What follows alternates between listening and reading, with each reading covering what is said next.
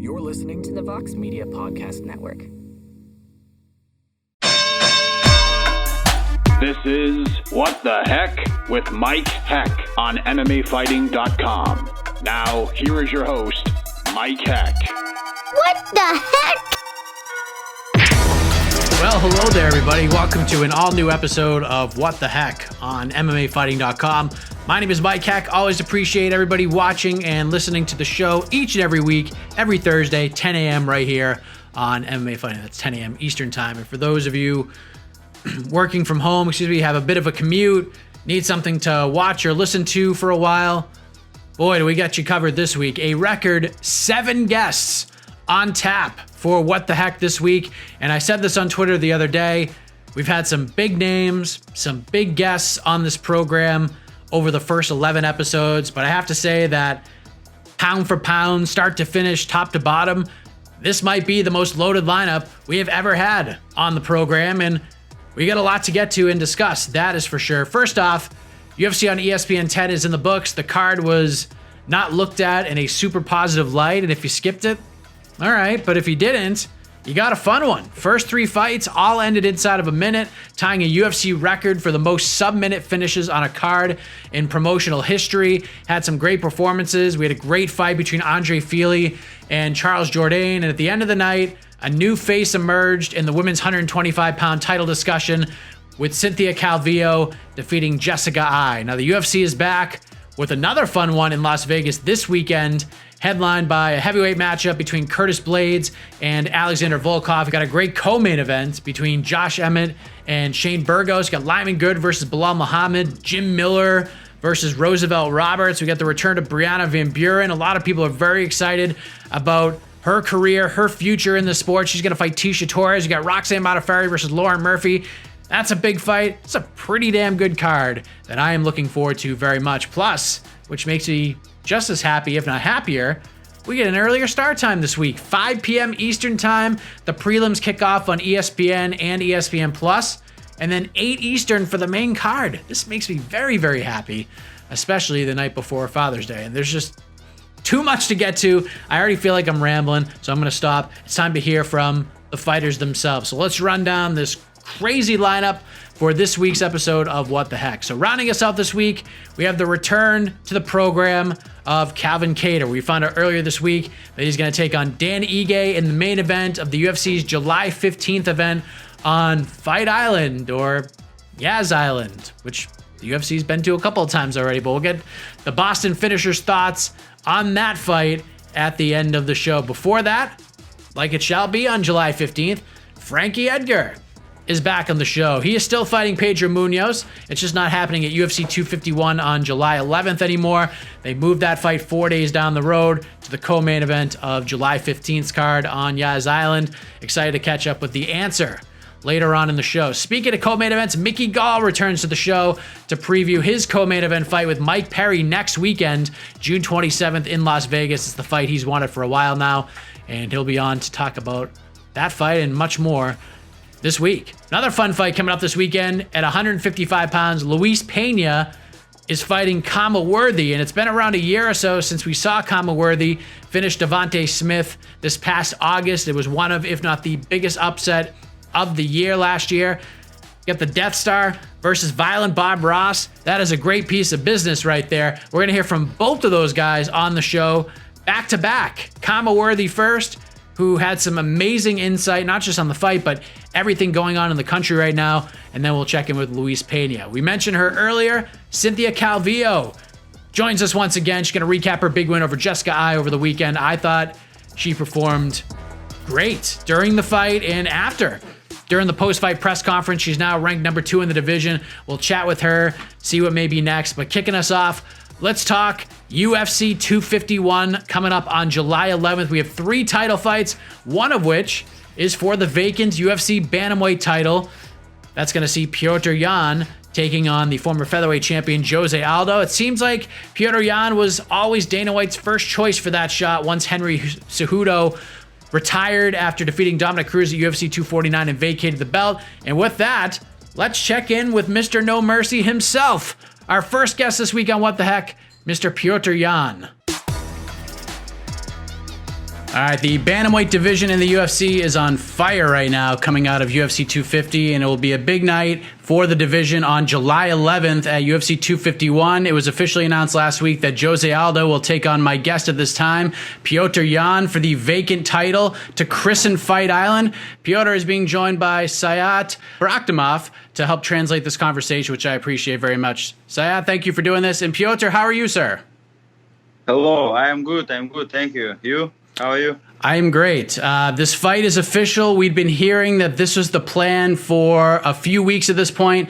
How does it feel now that you've actually signed the contract that you're going to be fighting for a world title in less than a month? Yeah, I feel good. We signed a contract, title fight. I prepare, I wait, I won't fight title. I want title. I won't give title. That's why you're in the sport, right? To be a champion, right? Yes. I will be staying champion. It's my goal. And you have that chance in less than a month's time. And this all really came together because Henry Cejudo finishes Dominick Cruz at UFC 249 and then retires from the sport. And that one surprised me a little bit because I didn't see that one coming. How did you react to Henry Cejudo retiring after he beat Dominick Cruz? I think, I thought maybe Dominick Cruz no win first round, second round. I thought he very tired. He not good prepared. Cejudo win. Yes, no comment, no problem. Now he run. He no fight. He no different fight in. Короче, братан, я запутался все. I'm sorry. Давай, а как ты отреагировал на то, что он завершил карьеру? Правильно, как я отреагировал? Ему остается только бежать, он понимает. Вы посмотрите, какие ребята сейчас находятся, какие претенденты. Он не дрался с нормальными претендентами, он понимает, что его просто скушают. Yeah, Mike, look at this division right now. It's full of dangerous fighters and contenders. And Cejudo, he just ran away. He knows it's going to be tough for him. That's why he retired. Do you believe him? Do you believe that he's retired? Because now he's saying he would come back for a fight with Alex Volkanovski for the featherweight title. Do you think we'll see him fight again? Ну, вы понимаете, почему он это говорит, потому что он понимает, что, да, конечно, это UFC может пойти на такой момент, парень хочет пояс. Yeah, obviously he's trying to go all in. He understands that he can lose this fight, but if he wins, he's going to be champion of the 3 division, and that's why he's campaigning for this fight. But who knows if UFC wants it or not. Speaking of, talking about this division right now, it is better than ever, and you sort of talked about that earlier. And with so many good guys, when Jose Aldo's name was mentioned in this fight, it wasn't met with a lot of positivity. You being there was met with tons of positivity. Everybody thought you should be there, but he's coming off the loss to Marlon Moraes, doesn't even have a win in the division yet, and I'm sure you're thrilled to be in this spot regardless of who you're fighting, but how did you react to finding out that you'd be fighting Jose Aldo for the title? So, вы согласитесь со мной по-любому, что Алдо это гораздо опаснее будет, чем Стерлинг. Алдо гораздо опаснее. I believe many people will agree with me that Aldo is more dangerous than Sterling. I think he won his fight with Moraes. Yes, first round was close, but I think closer to the end of the fight, Moraes just was avoiding the fight, running away, and Aldo was pushing the actions. And in my opinion, Aldo is more dangerous fighter than Sterling. Why? Why do you think Aldo is more dangerous than Aljamain right now? Почему ты считаешь, что Aldo опаснее Стерлинга именно сейчас? Ну, Aldo, во-первых, он гораздо разнообразнее. Стерлинг. I think Aldo is more versatile, and Sterling is kinda, he's have a good jiu-jitsu for sure, but the way he throws strikes, it's not very confident. Like the way he's always shoot from far away. You kind of always can see this coming, and you can punish him. I think he have holes in his game, and I believe Aldo is more dangerous than Sterling, like in striking and also on the ground too. My colleague Guilherme Cruz spoke with Eduardo Dantas last week because 4 years ago, you flew to Brazil and you were training with Jose Aldo at Nova União. 4 years is a long, long time in the sport, and things can change very quickly. But what do you remember about that trip and training with Jose 4 years ago? Yeah. Представляете, это было почти 5 лет назад, 4,5 года, и даже в те моменты ни Алдо, ни Данта, с которыми я спарринговался, они меня не били. Yeah, it was more than 4 years ago, and even at that time, like Aldo and Dantas, they were at the prime of their career, and I was just in the beginning of my pro career. It was beginning of my way, of my journey, and even at that time, I was never beaten by them. It was always competitive with them. So right now, I understand. I believe I'm already on another level, and it's my time. My time has come. Eduardo sort of disagrees with that, says that it didn't go very well when you and Jose were training together, but that's kind of besides the point. But he says that he believes that Jose Aldo's technique is going to be the difference in the fight, and predicts that Jose is going to knock you out in the second round, or if that doesn't happen, you're going to get beat up for the entire fight. It's not going to be a good night for you. How do you respond to that? Вы представляете, чтобы меня Альдо нокаутировал во втором раунде, мне нужно выйти с опущенными руками и связанными за спиной. I understand that, Dantas is his training partner and he want to support him. And I respect Aldo as an athlete, but for him to knock him out, me in the second round, I have to tie my hands behind my back. And now I believe that it's my time. I have complete confidence in myself that I'm going to win this fight. One thing that is always discussed when it comes to Jose Aldo is the weight and hitting the scale, because he's had trouble in the past making 145, and he made the limit for the fight with Moraes, but now he's got to make championship weight. He has to hit 135 on the nose. And I know we have to think positively here, Petr, but is that something you're worried about at all? Are you worried about him again in the battle with the scale on July 11th? Я не переживаю за это. Я думаю, что он профессионал, он идет на это осознанно. Но я вам говорю, что это мое время. Они думают, что я могу побежать на него, я могу на него кидаться, но ни в коем случае. Я обладаю достаточно опытом, и это будет моя игра. Каждый мой поединок, что темп, что давление, что прессинг, задавал и контролировал я. И в этом поединке, поверьте, я также буду контролировать этот поединок. Я просто будоражит этот разговор. I don't believe he's going to miss weight. I think he's a professional, and I think he's going to make it. But you have to understand, this is going to be my game. This is going to be my rules. I'm going to control the tempo of this fight. I'm going to control the central. If he's going to control the central, because only I'm going to let him. I will dictate how this fight will go. And I'm just excited about this fight. What did you make of the Fight Island announcement, with it being on Yas Island? Did you buy into all of the beaches and the palm trees, that sort of fantasy everyone was picturing in their minds when Dana White made this announcement that he was going to take fights to Fight Island?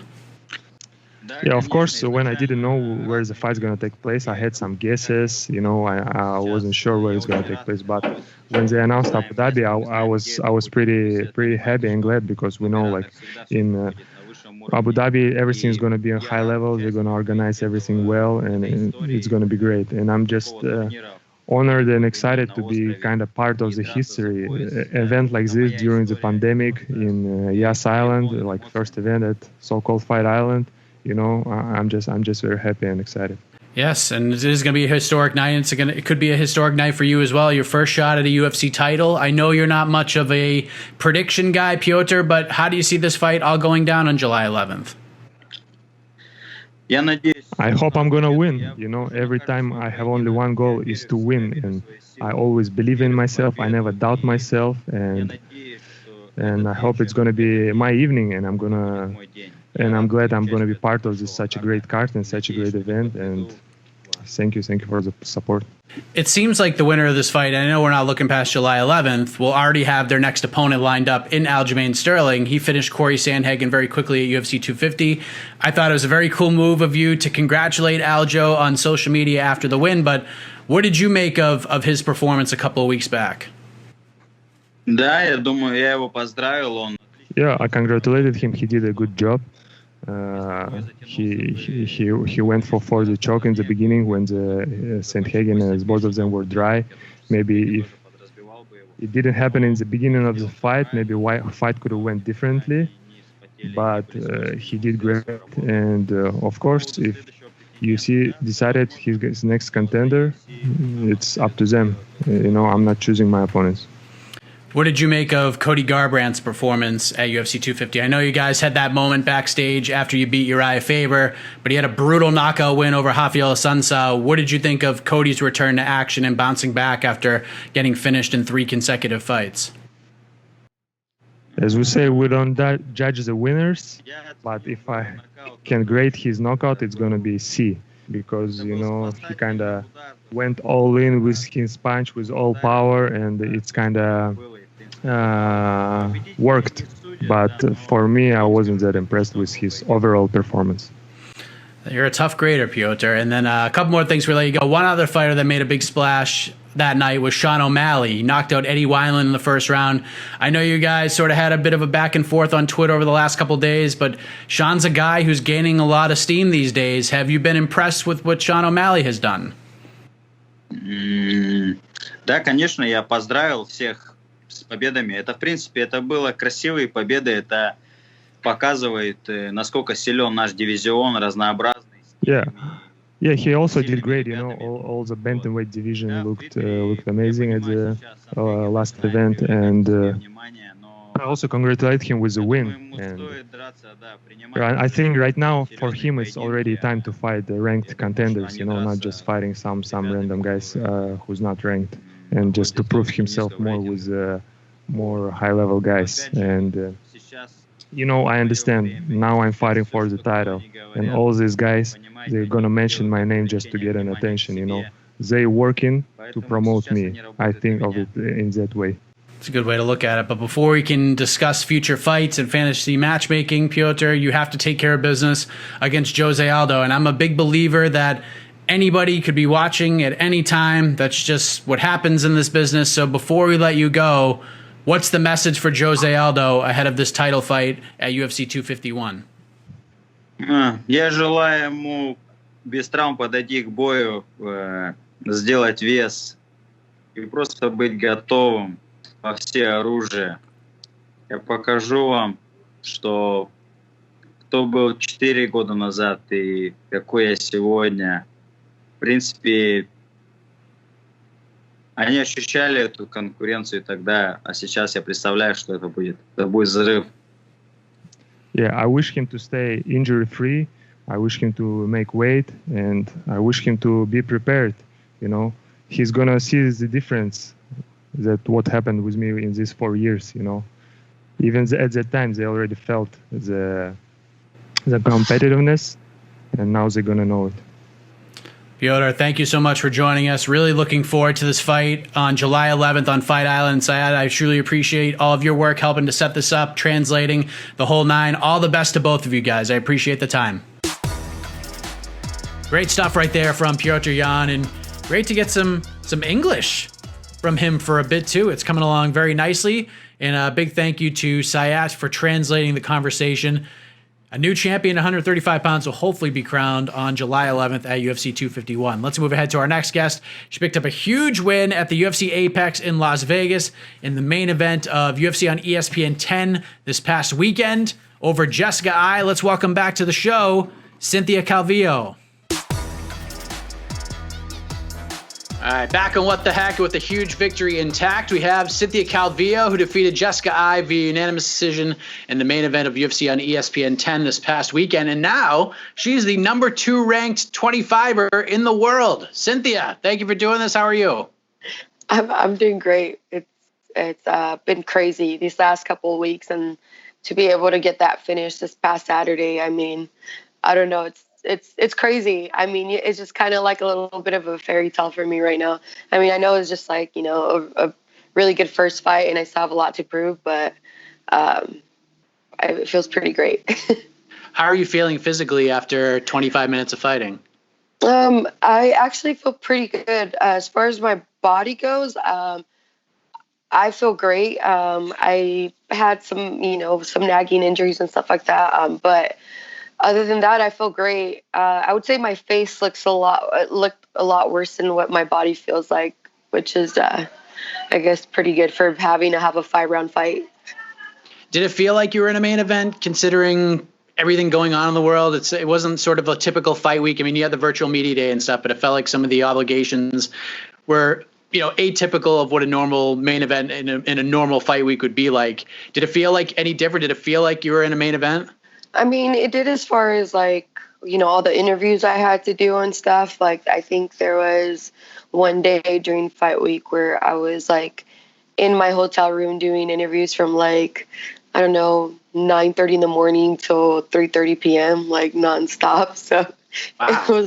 It was because of, especially during this time, it's just you don't have any, people are doing more Zoom calls and, audio stuff. So it's like different. So yeah, that was definitely different. And other than that, no, I mean, I try not to put too much pressure on that part. Like, oh, I'm the main event, I have to do this because I'm the main event, and I'm performing because I want to be the best fighter in the world. It's not, because of the position. It didn't matter if I was the first fight of the night or the main event. I was going to show up. There was quite a bit of drama throughout the week, and not just in your fight, but a lot of different fights in that card. We had short notice replacements coming in the 11th hour. We had fighters falling off the card the day before. And then, of course, I'm sure you knew this was coming. Jessica Eye misses weight by 0.25 pounds. And you had quite a bit to say when it came to that, and we'll get into that, I'm sure. But, this has happened a few times during this pandemic, and every time it's happened, at least to like all the fighters on the opposing end who made weight, and I spoke with them after the fact, they found out about it when everybody else did. Like, after they hit the scale, that's when they knew their opponent missed weight. When were you made aware that she was having a hard time and that she was going to miss? Well, I had already made weight, and we were, obviously waiting for the rest of the athletes to do so. And my manager was messaging me. He was messaging my coach. My phone was on silent, so I wasn't paying attention. I was more concerned with rehydrating. Sean Shelby came up to me and told me, hey, she's just going to miss. And then, after speaking to my manager too, I mean, they were all saying the same thing. And so, I mean, if why would, be something that we make up? So it's just kind of, it sucks. Honestly, I really don't even want to talk about it too much. I think it's done and over with. I think she's already, receiving a lot of backlash for it. So I don't really like all that stuff, on social media stuff. But it is what it is. It's just, it's what happened. I'm getting asked about it, so I'm talking about it. But I kind of just want to just leave that alone, honestly. Fair enough. I mean, just to kind of follow up, you were taking the fight no matter what, obviously, as long as she stayed within the guidelines of the commission. Yeah, absolutely. 100%. It didn't matter. But it's just it was just how it played out. The whole story behind it, just kind of crazy, and you get asked about it, so you talk about it, but yeah, it is what it is what it is. So I'm curious about one thing, and I don't know if you can even answer this question, because my producer Casey and I were having this conversation before you came on. And in boxing, you can be out there. You can watch your opponent weigh in if you choose to do so. You have that option. Is that possible in the UFC? Like, if you had any doubt, like if you found out, let's just say like Danny Rubenstein, your manager, sends a text to you and your coaches, and you've already made weight.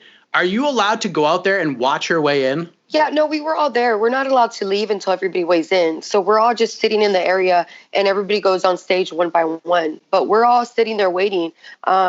it was just kind of weird how the whole thing happened, because we get that information, and then 30 minutes later, it's something completely different. And it was just kind of like it was weird because remember everybody's weight was being said out loud when we weighed in, for everybody. When she weighed in, it was kind of like muffled. It was just such a weird situation. I don't know, but like I said, it is what it is. We'll just put that behind. Sure. Number 2 in the world now. Right, there you go. So let's talk about the fight itself, because personally I scored a 50-45 for you. I thought you won all 5 rounds, and it's funny because we were getting ready to go and kick off our live post-fight coverage on the website, and I told our producer, I was like, I guarantee you that some judge is going to come back with a 48-47 scorecard, and sure enough, 48-47 for you. That seemed a little outlandish to me. Yeah, I mean, it doesn't surprise me. It's Vegas. It's not the first time, that they do horrible calls. So, I knew that was the thing. I feel like Jessica I's team kind of knew. I mean, Jessica doesn't finish people, she always it's always decision fights. I don't think that they believed that she was going to finish me. So they knew that it was going to be a decision win. They knew how the judges can be swayed.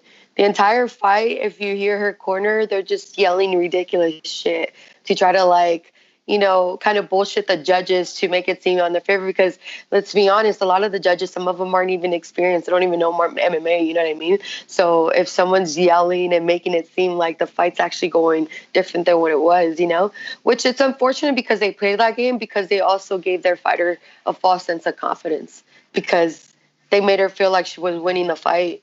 So it's like, why would she even push even harder, So it just kind of, it's just. Yeah. What were they saying? What kinds of things were they saying? Well, I would just say, when, that was your round, just like, I just took your ass down. I'm obviously won the fight. And you're like, that was your round, Jessica. She don't want to be in there. She don't want to be in there. Like, and it's like, don't say that. Like, say, hey, we're losing this fight, or, hey, it's a close fight. You better go out there and you better get this finished and kill it. It's just, that's what you need to do. And I don't think they did that. I think that they did that also because they were going to sway the judges, because I don't think that they believed that they would get a finish. So the only way they would do is by a win. Just,a either wins by splits or very close decisions. And if they can sway the judges any kind of way, I think that was their plan. I just think it didn't work out. One of the interesting things about fighting in an empty arena, which you got to do on Saturday, and you went 5 rounds for the first time in a UFC fight. What did you think of the whole thing? I thought it was pretty cool. I liked the fact that it was a smaller cage because obviously it pushes the action more. You don't get to dance a little bit around and being able to hear everything. I was able to hear her coaches clearly, and it's just I think that a lot of people, what they're going to end up doing, because I know that they were trying to do is give nicknames for certain combinations they're throwing. Luckily for me, some of them, the combinations that they were yelling out, I already knew. And I think I was kind of messing with them because I think her coach, Eric, was calling for certain combos.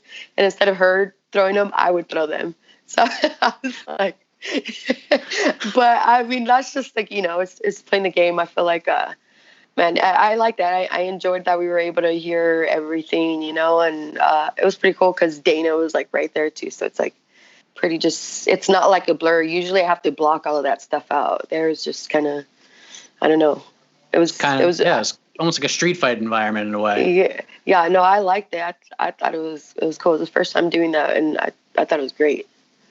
So you know how it is, Cynthia. You win, you get to savor the flavor for 30 minutes before everyone starts asking you what's next. And you're in a very interesting spot because you can go in a lot of different directions right now if you wanted to. You could probably wait for a title fight. It's likely Valentina's going to fight Joanne Calderwood. No one would argue you getting the winner of that fight. We got Caitlin Chukagian. She's now the #1 ranked fighter in the division ahead of you. She called you out after the win. And then there's also a big fight this weekend with Roxanne Modafferi and Lauren Murphy.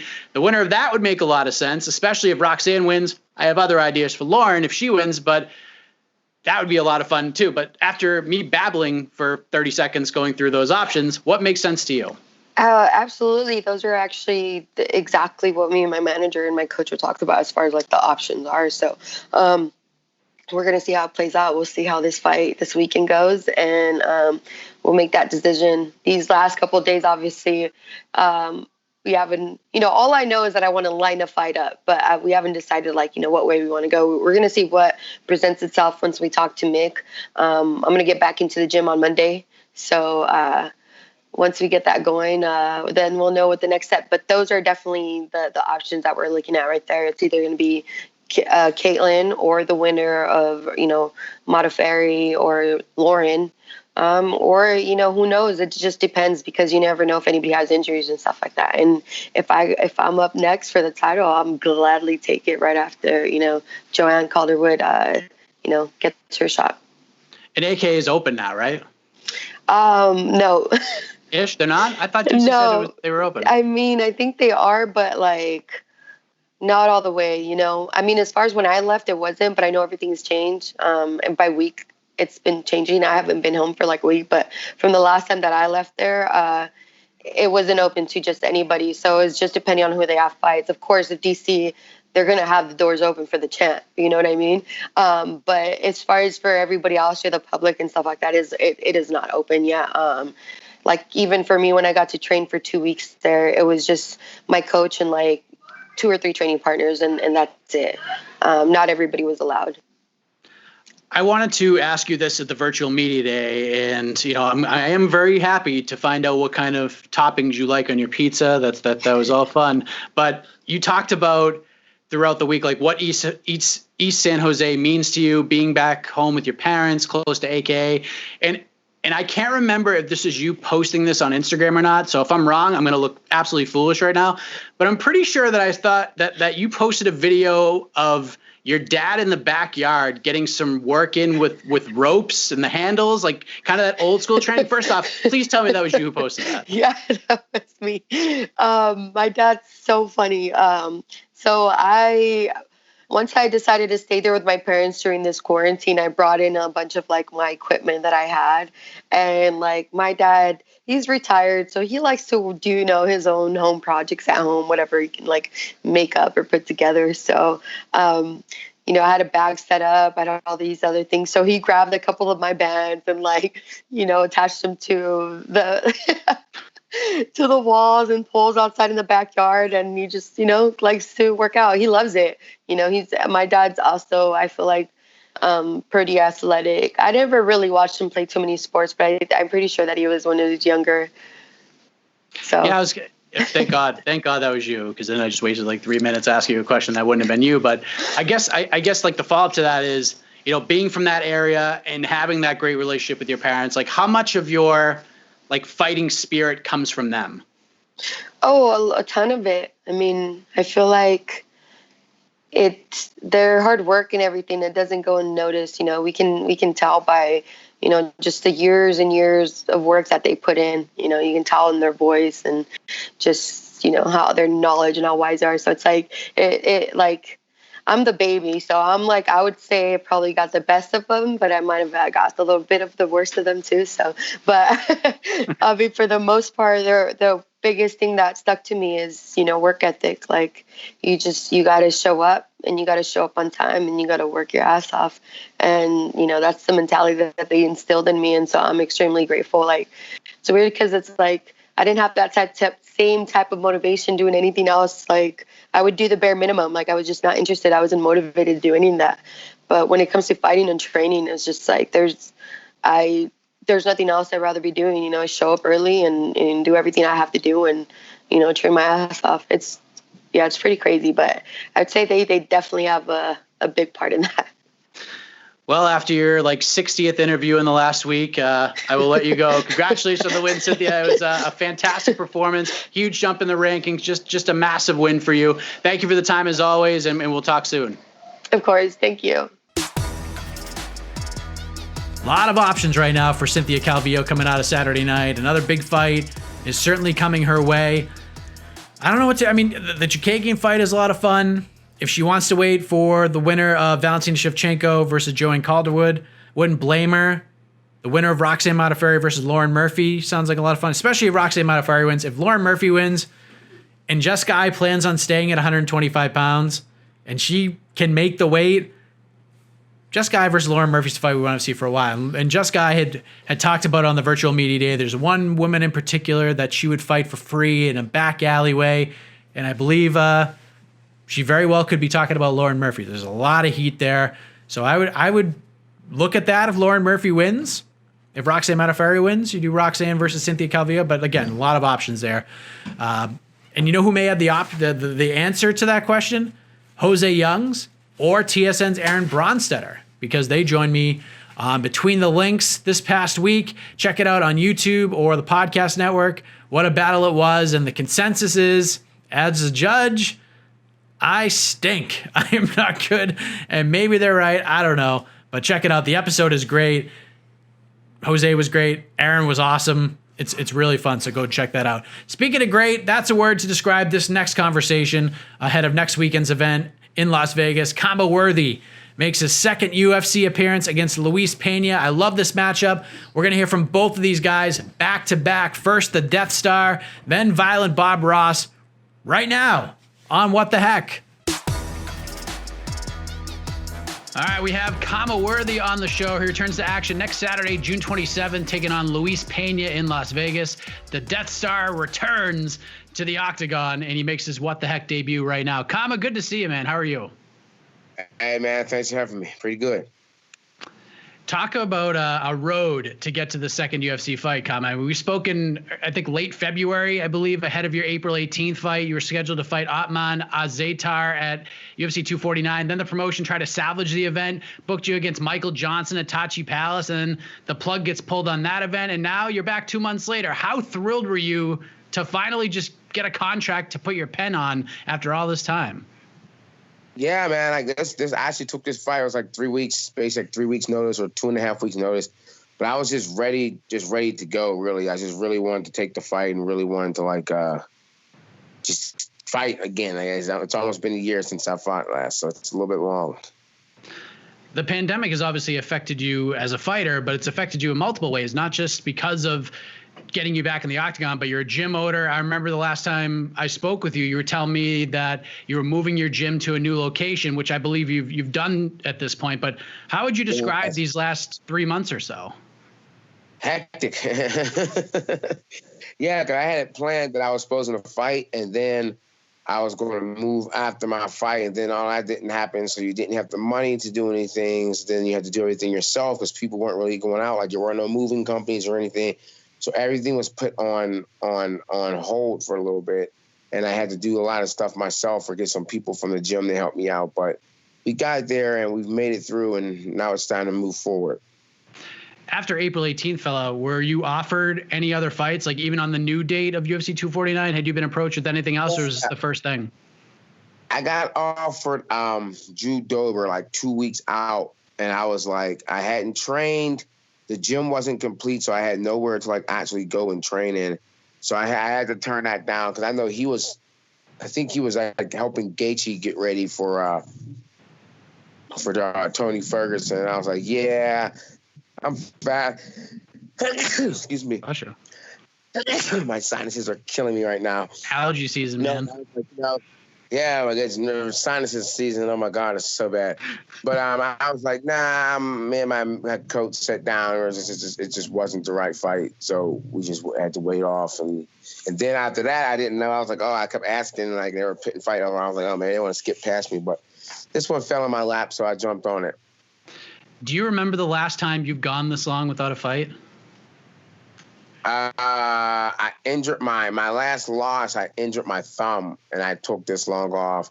And then there was one time, I think before that I took this time off. I don't like to take this much time off. It's like I turned 34 in October. Like I don't really have a lot of time to be sitting around like with my thumb up my ass, like waiting for fights. This is a little bit of a long time for me. Absolutely, and that's exactly what it was. I think it was like you lost back-to-back fights. I think it was 10 months between those two fights, and then it was 10 months between your last loss and then the first win on this winning streak. So here we go. 10 months, could mean a good thing for you. Long time. A lot can happen in 10 months, though. So I like the progress that I've made, but I still like to stay a little bit more active. Well, now you get to keep that activity moving. You get Luis Pena. We get the Death Star versus Violent Bob Ross, and Luis is an exciting guy. There's a lot of hype surrounding him. Sounds pretty familiar, does it not? Yes, it's a very familiar place for me. So I mean, like I said, with me being at my age, that's just what I'm going to run into a lot, like a lot of younger guys and stuff like that. So I just take it for what it is and run the course. The timing of this fight and you having a layoff, you know, we're in the middle of a very chaotic time in the world, not just because of COVID, but, you know, everything that's going on in the country right now against racial inequality becoming more prevalent than it has in a long, long time. We're seeing fighters on the roster use their platforms to get their messages across, which I think is amazing. With that aspect of where the country sort of currently stands on these issues, with the protests and the riots and the timing of this fight, I guess, is this much more important time for you to be fighting than it would have been on April 18th? Not really. I mean, like, I of course, like you said, like the world is definitely waking up and kind of seeing things for what it is, and not just in America, but worldwide. But in the same sense, I think life has to also progress. Like I tell people, like, I don't want people to forget, because like I mean, like I've been, like, as the world's waking up, I've been fucking knowing this forever. but it's like, but I think, like, you know, it's also just. Oh. You there? Yep. There you go. Okay, sorry. No, I said I think it's just how it progresses and stuff. So I don't really think I think there's no time like the present time. You know what I mean? Like it was just like my journey getting to the UFC. Now, don't get me wrong. I really wanted to be on that card that like when basically when like it was supposed to be the end of the world and that card was supposed to be the only thing happening. I think that would have been really important. But each time that things get planned out and get laid out and they happen the way they're supposed to, that's the right time it's supposed to happen. I try not to overthink things like that too much. Have you ever had to, I mean, I'm sure you've dealt with issues like this in the past, but have you had to deal with any sort of issues with law enforcement or anyone of power throughout your life as a black man and as a fighter, or, you know, any other parts of your journey that you can think of? Oh yeah. I mean, I'm a black guy that grew up in the suburbs of Pittsburgh. Like that's why, like I said, I'm like, you know, when people, like, I had a couple of my white friends message me and like apologize for some shit. I'm like, you don't have to apologize. And like, and they're like, oh, I just never really understood. I'm like, yeah, I mean, like, I get it. Like, I mean, like, I have a couple of friends that are city cops and stuff, and I have friends, but I mean, like, but I have people from all different walks of life, but that doesn't exclude me, all because, you know what I mean? Like, that's like saying if you have money or you're this or you're that, it excludes you from that. I mean, like, you saw a dude from Saturday Night Live, they just dragged him on the ground. It doesn't really matter. Like, so, like, unfortunately, it's just part of American history. And it's a part that people don't act like exists. Like, you know what I mean? Like you don't, like the other day was just the 99th anniversary of the massacre in Tulsa. I mean, and no one acts like it exists. No one's taught that in school. Like, you don't know, people aren't really known about Black Wall Street, but it still happened. All because you ignore something doesn't mean it doesn't happen. So, I mean, and it's still relevant. Like, yeah, obviously. I mean, so... I mean, what can I do? I mean, what can you do about it? Now, the good thing is that people are just like upset about it more than just the minority. Like, it's just like the thing that happened to women, like the Me Too movement, I guess you can say, like, right? Because, you know, it used to be like till like what, late 80s, 90s, that if a woman got raped or something, like, it was like, wasn't that big of a deal? Like, you know what I mean? Like, you go to police and they'd be like, hey, like, you know, I mean, shit, still till this day, they tell girls they can't wear mini skirts or you can't wear shirts in school because it might excite a guy or some shit. Like, what the fuck? Like, that's ridiculous. But, you know, that's still part of the culture. I mean, so now I just think this time that we're living in is just going to be broken down in history. It's a really important time because a lot of people started to see a lot of messed up stuff that goes around in this country and a lot of stuff that needs to be addressed and just, and everyone keeps saying, like, oh, if you teach them Brazilian Jiu-Jitsu, yeah. I'm like, I know a whole bunch of assholes that do Brazilian Jiu-Jitsu. That doesn't change anything. Like I know a bunch of butthead to do Brazilian Jiu-Jitsu. The thing you have to change is the mentality of what type of behavior is accepted and required to do this job. I mean, like, plain simple, like, a mental evaluation should be more important, like, than anything else. I mean, so it's really a crazy thing because, like, you know, I just know if you have a gun, you feel more secure. There's no way around it because you know you have a gun, and that's the equalizer for a situation. And I think with the police officers, like, they're just not properly trained, and it's just not a different mentality. It's just you have an authority level, and they're used to using it. Is that 100% of them? No way, not at all. But it is a mentality. It's you don't tell on other cops, right? That's just the mentality. Like, you don't tell. Like, that's just how it is in that type of thing. So I mean, it goes back to, there's a lot of situations in America that goes into play. I mean, I always think about the whole Penn State thing. Like, you have to think about that. I know a lot of people who went to Penn State, when I would say, fuck Joe Paterno, they're like, oh, no, you didn't do anything. I'm like, dude, if you knew that a guy was raping kids and you saw him every day, Joe Paterno was like, what? How old was that guy? Like, in his 80s or some shit? Yeah. And then you go home to your wife. And if you're an old guy, you tell your wife how your day goes. So the day that he found that out, he went home, he told his wife, and they're probably around other grandkids and shit like that. And if you're okay with that, you're a piece of shit, dude. And there's no translating that. There's no way around it. And there's all because you don't want to hurt your program. But mad people still consider him to not be at fault for that. I'm like, the fuck? Like, no, that's that whole no snitching mentality. Fuck that. You're a piece of shit, and I know you're a piece of shit. I'm telling everybody you're a piece of shit. And that has to be the mentality that goes into the workplace in general, especially in the police force. If you know that someone is a racist piece of shit, or if you know someone's sexist, or if you know someone likes to abuse their power, you should tell your authorities. And the biggest thing with police is I think your authorities have to hold them accountable. That's what I don't think they get held accountable for that. Obviously, because the guy that did that to him, he had like a track record up the ass, man. And they're like, and then it gets pushed under the table. But it is, I guess it is what it is. And now it's just finally starting to come to light. So it's a good time. It's a sad time because someone had to die again for it. I mean, like, multiple people had to die. And now it's getting pushed to the front, but it's also a good time in the same sense. Yeah, I feel like in the end, it won't be like we won't have this thing fixed. It's going to take a long time to get to where we need to be. But I think I agree with everything you just said. And I think another important thing, which you sort of touched on, is that it's very important to not paint everybody with the same brush. And you sort of allude to that, like you're friends with cops. I know cops personally who are incredible police officers. They're in the community. They get out of their cars and talk to people, and they're just like incredible people. But you can't paint them with the same paintbrush as you paint, these other guys. You know what I mean? It's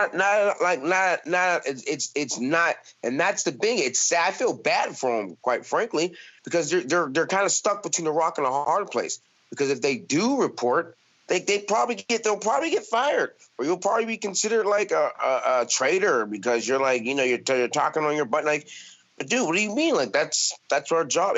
But again, it's the mentality has been built up. It's like years and years and years and years of this type of mentality has been built up. Like, because people like, I see a lot of people like, oh, well, the protests and stuff, you should do like Martin Luther King. I'm like, you do realize that the police arrested Martin Luther King, right? I'm like, you got to think about that. And there weren't any other police officers coming out and being like, yo, you guys should free Martin Luther King. That's bullshit. And that's how that mentality started. Because if there's someone like Martin Luther King marching for equal rights, like not even elevated, like civil rights, and there's police officers and stuff trying to stop him, you would think that other police officers would be like, well, it's my duty, since it's my job as a police officer, to like stand up for people to stop these other police officers from doing that. But they don't, because that's just the mentality. And now it's just gone on into now. And it's not like that was that long ago. You know what I mean? It wasn't like, 60-something years ago. It's not that far. it's like past our lifetimes, but in like the grand scheme of things, it seems like it's only yesterday. Like look at MMA compared to other sports. Like MMA has been around for 25, 26, almost 30 years here, especially in this country. But compared to baseball and football, Jesus Christ, like we're so far behind everybody else. Exactly, man. So I mean, time, like when you really think about it, like, oh wow, it wasn't that long ago. And as I mean, I sit back and think about my career like all the time, like, oh wow, it seems like it's such a long time ago, but then it really wasn't. It really hasn't been going on it hasn't been that long. So yeah, completely agree. And now you get ready to take your talents back to the Octagon against Luis Pena next weekend. What have you made of his run thus far in the UFC? Like he's got a couple of losses. The fight with Matt Frevola was really, really close, and most people feel like he won that fight. I thought he won that. You thought Luis won that fight? Yeah, I watched it the night it happened. I thought he won. I watched it again as I started to prepare for him. I still thought he won that fight. What are your thoughts on him as an opponent? I thought he won that fight too. He had a nice win over Steve Garcia, bouncing back from that. But this is a fun matchup. As soon as it was announced, everyone was like, "Ooh, this is a good one." What do you think of Luis as an opponent? I mean, I think he's solid, man. He's a cool dude. He seems like a real laid-back type of guy. I think it'll be a really interesting fight, and I think he's gonna come to fight. It'll be like I said, his name is Violent Bob Ross. I'm like, fuck yeah, man, we gonna go in there and throw down. That's a good combination. So I'm really looking forward to it. And then like hopefully if everything goes as planned and I don't walk away with any injuries, I want to I like the fight in July as well. Like just get 2 fights in back to back. You want to go to the island? Is that you want to win this fight and then go to Fight Island? I'm like, yeah, I'm ready to get my King Kong ass to Kong Island and take my throne back. So yeah, I'm gonna get to Kong Island as soon as possible. So you go from fighting on a featured prelim on a pay-per-view in front of a packed house to an empty arena and a small cage in the UFC Apex. It's almost like a throwback in a lot of ways because you've been doing this for a long time. Are you excited for that and like getting to hear that sound of leather just cracking skin next weekend? Yeah, I mean, like I'm super geeked to see like how it is. Like I know normally like when it comes down to fight time, my brain shuts down anyway and it goes to like a computer mode. So I don't know if I'll be paying attention to the sounds that it makes, but I know like when you hear the crowd and stuff like that, that all plays into how your brain operates. And now I won't be hearing that or doing that or anything. So it'll be interesting to see. So I mean, like, I always talk a little bit of smack when I fight, too. So I'll be like, you can kind of talk a little bit. Like the Glover Teixeira fight, that was funny. He's like, oh, he goes, I'm sorry. He goes, this is part of the game. You're like, that was weird. Because it's just tough because it's a different, you can hear everything. So it's different. It's a different thought process that's going through your head and stuff. So I'll be interested to see how it all happens. I'm curious because I know you watch a lot of fights, and we've seen so many finishes in the smaller cage. It seems like the fights are a little more exciting, and I get Dana White's perspective from a business aspect, but from an entertainment standpoint, like, why do you think Dana White isn't a bigger fan of the smaller cage? Because like it seems like he just no-sells it every time he's asked about it. Yeah, I'm not too sure. I mean, I don't know what's going on. Dana White said, damn, it's Dana White. But I mean, I don't really care if it's big cage, small cage, whatever. I don't think the cages are pushing the action. I just think the times are pushing that action. Like what's going on right now, how people are reacting, what's going on, like the urgency, just everything. Like just the people that are taking the fights and stuff. I mean, most of these fights are being taken on 2 weeks' notice. So I think people are approaching the fights a lot differently, and I think they're just fighting differently. I mean, like. And I think a lot of people are out of shape too. That's a big thing too. A lot of people are out of shape. Like I'm seeing a lot of fights and people are just out of shape. They're like, oh fuck, I took this fight, and like they're in there and they just don't seem like they really want to be there. And then you have some guys like the Fili fight. They were going at it. Good Lord, they were trying to kill each other. And they were just like, okay, was dying there, and it was brutal. I hope they got the bonus because that fight I'm watching that fight, rubbing my legs from all the leg kicks they were going on each other. Like they were beating the shit out of each other's bodies, and sometimes like it's just like that. And I think this fight with me and Pena is going to be the same way. I think it's going to be a grueling, painful, exhausting, bloody, bone shattering type fight and stuff. So I'll be ready to do cryotherapy afterwards so I can fight in July. No performance bonus for that fight, by the way, because they didn't give out a fight of the night. They gave out all four performance bonuses. So I thought that fight should have got fight of the night myself. They didn't give. That was such a good fight. That's mind blowing, man. It was nuts. Like the type of heat that they were throwing. Oh wow. I guess that's how it is, man. But there were 3 knockouts under 1 minute in the first 3 fights. I guess they all got bonuses off the top. So they didn't. Julia Avila did not get a bonus. She had the fastest finish of anybody, and she didn't get a bonus. Wow. Okay. Next thing, they'll just be tossing us in hammers and shit.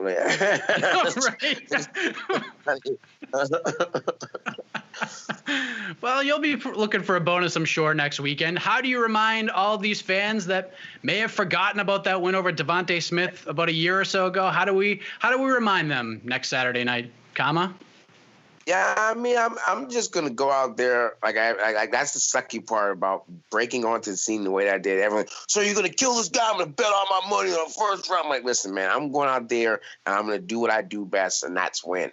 And it's going to be entertaining just because that's just the type of person I am. I'm like, but how exactly? I'm not too sure. I can win by submission. I can win by decision. I can win by knockout. I can win by him not coming off the stool. I can win by gorilla slam. There's all kind of different ways that I can win. All I know is I'm going out there to get the W. Before we let you go, one of the reasons I was very excited about this conversation was I went back to our last chat, and you gave one of the greatest breakdowns of a fight that I've ever heard in my entire life. Before it fell out, I asked you to give your thoughts on Habib Nurmagomedov versus Tony Ferguson, and I still cannot get your breakdown out of my head. It was hilarious. It was unbelievable. But now we have another fight to talk about. Justin Gaethje ends up beating Tony Ferguson, becomes the interim champion. So now it appears that Habib is going to fight Justin Gaethje maybe in September. I don't know when that's going to happen, but it's going to happen. So although we're probably like 3 or so months away from that fight happening, can we get your thoughts on that matchup, Habib versus Gaethje? Yeah, I actually think that is the worst matchup for Habib. I think Gaethje's the worst just because of the high level. I've heard from people that wrestled with him that he could have been like an Olympic level wrestler. He was that good of a wrestler, and he's never used it in any fight. Like he has 0 takedown attempts in his UFC career. So I mean, like that's a dangerous thing. So I think it's a bad matchup. I do think it's good for Conor McGregor though, because I think Conor McGregor beats Justin Gaethje just because Conor McGregor has like a freaking Gatling gun on his arm, and Gaethje is okay with getting hit. And I don't think you can get hit too many times by Conor McGregor. But yeah, I think he beats Khabib's lead leg up really bad and ends up knocking him out. That's my prediction. There you go. I've been wrong a lot lately. I've been going through my previews or picks. I pick with my emotions when I pick people to win fights and shit. I've been like 5 out of 12 for the past 4 UFC cards or some shit. So I need to get better at that. Well, there you go, man. You got your own things to worry about and your own fights to prepare for. So you get a pass, right? Man. You get a pass. But always great talking with you, man. This is going to be a great fight next weekend. A lot of people are looking forward to this against Luis Pena. Hopefully this is the first of many fights for you in 2020. Hopefully all goes well. We get to see you on Fight Island. Always a pleasure chatting with you, Khama. Safe travels and all the best next weekend, man. Awesome, man. Thank you, brother. All right, back in action next weekend at the UFC Apex in Las Vegas is this man, Luis Pena. He takes on Khama Worthy in a super fun fight at 155 pounds. Violent Bob Ross joins the program for the first time. Luis, how are you, man? Good to see you. Good to see you again, Mike. How are you doing? Doing great. It has been a minute, sir, and I know some things have changed since we have last spoken. You're now in sunny Florida training with ATT. How's it going in the Sunshine State? Dude, I'm loving it out here.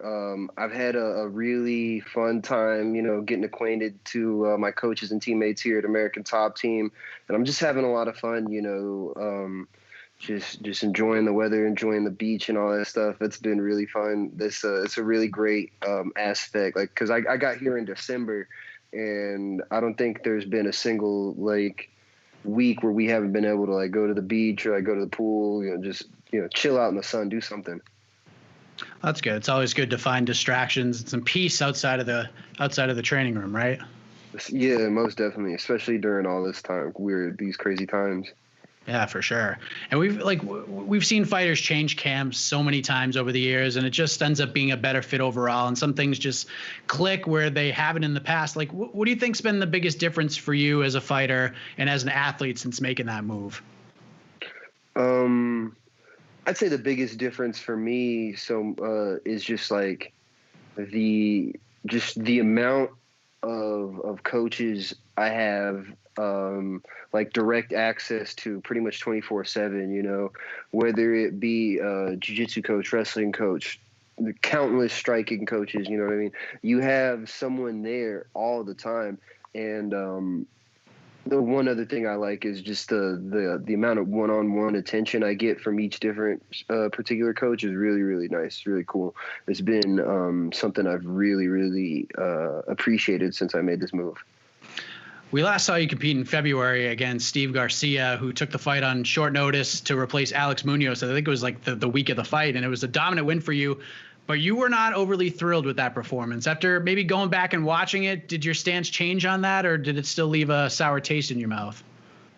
I mean, for the most part, it is one of those things where, like, going back and look at it, I can kind of take a little bit of pride. Like, I got to show some people some things that that a lot of people haven't seen from me before, like going out there and just like out wrestling someone for an entire fight.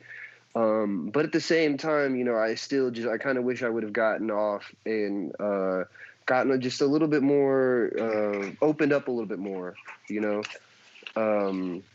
just allowed the striking to play out a little bit more. But I feel like this is the perfect fight to let that kind of happen.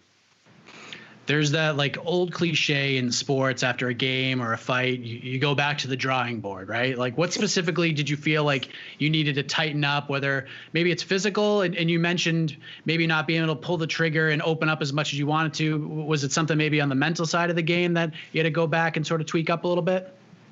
Yeah, no, I think it was a little bit of physical and mental, When we got back, I took a little time off, and then we came back, got back to the drawing board, and I looked at that fight, and I tried to watch for some things that I could improve upon. I kind of looked at like my movement and how I was letting him in, and why I had to kind of resort to wrestling right off the bat with him. And also kind of like the mental aspect of just kind of staying in the fire and not just shooting on the legs as soon as I feel any heat, Did you ever fight a guy where you had his back like that and he was just so active in that position? Like, it was so weird.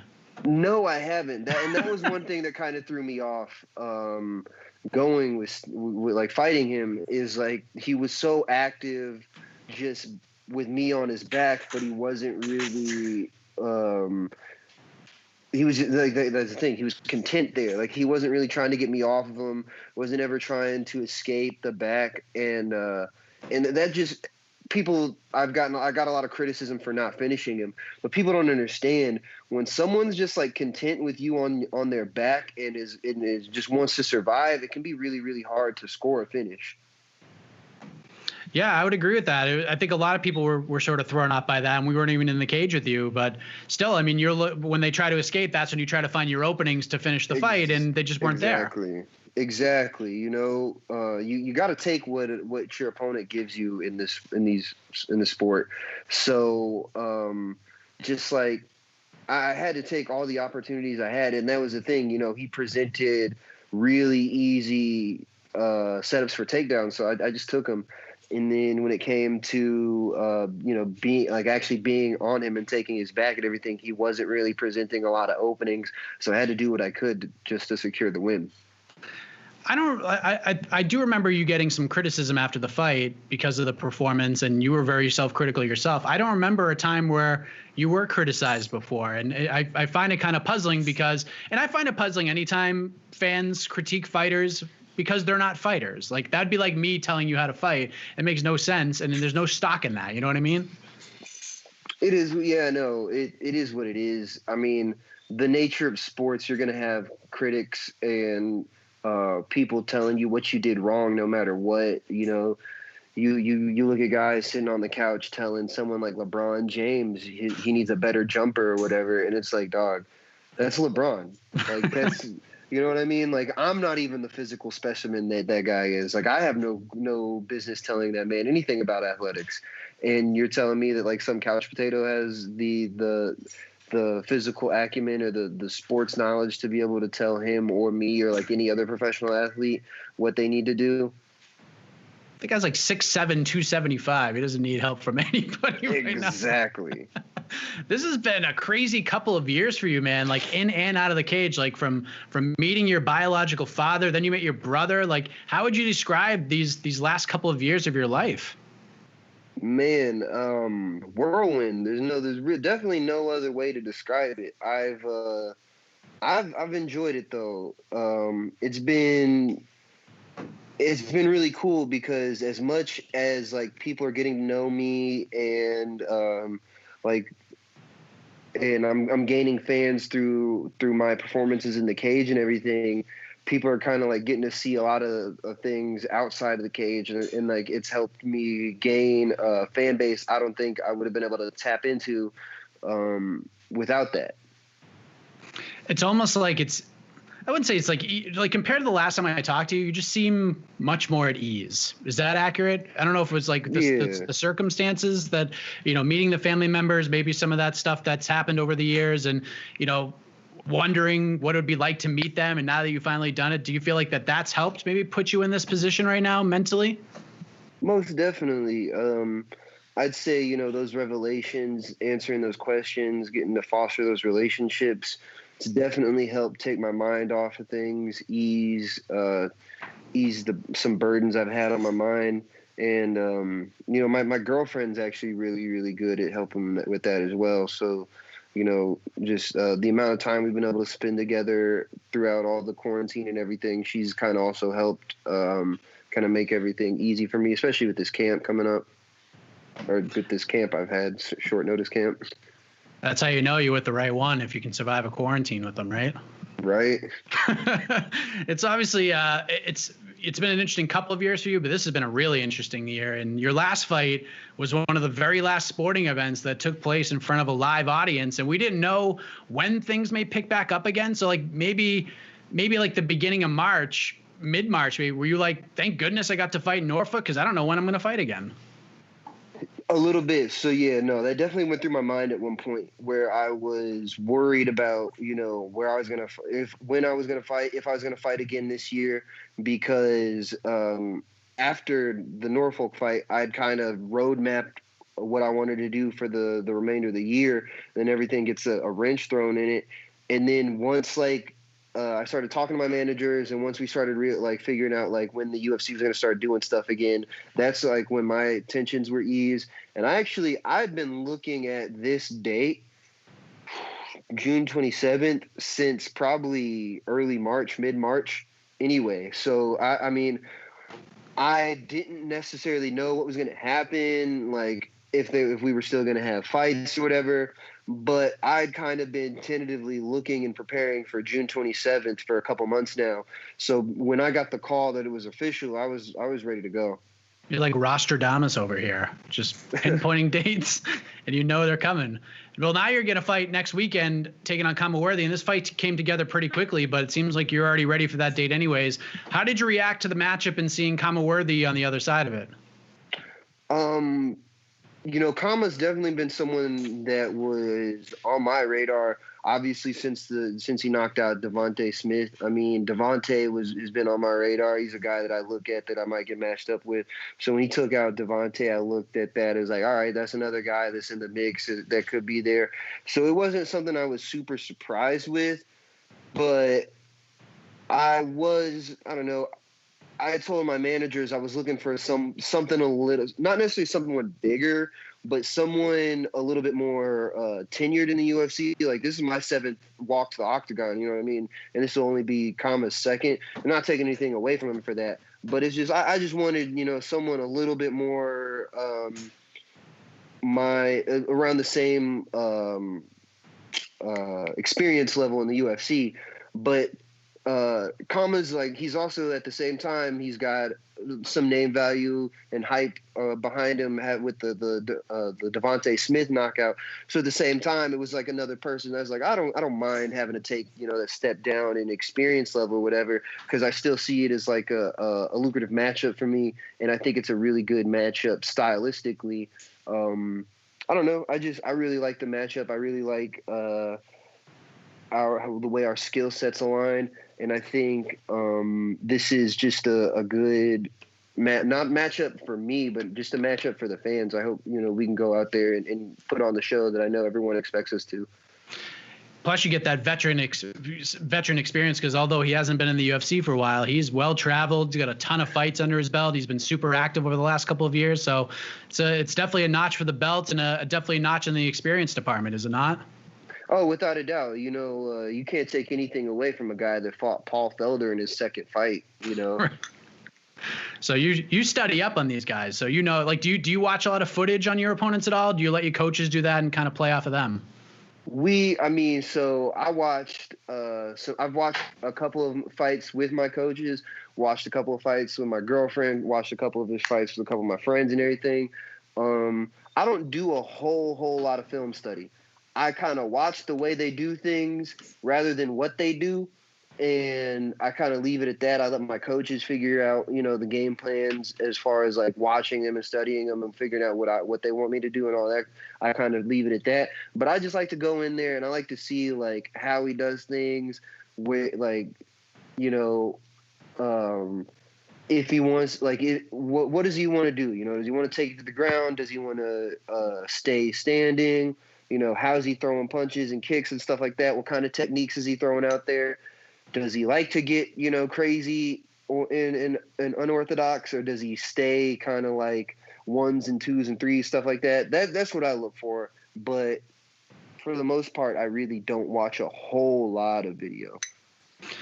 I spoke to Khama literally right before I spoke with you, and we were talking about the fight, and I asked him like how he sort of sees it, and he says that after watching last weekend's card, the fight that stuck out in his mind was Andre Fili versus Charles Jourdain. Those two guys going back and forth. He expects a very similar fight with you, that you guys are just going to go in there and just let it all hang out and have a good technical but violent fight. Do you sort of see it going the same way?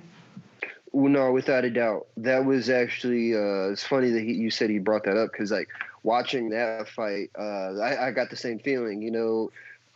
I feel like we're going to go in there, let it all hang out. It's going to be very technical, very violent, and there's probably not going to be a lot of groundwork. It's going to be a lot of banging on the feet. We're going to see how, you know, who can, like I said before, we're going to meet in the middle and see who drops first, I think.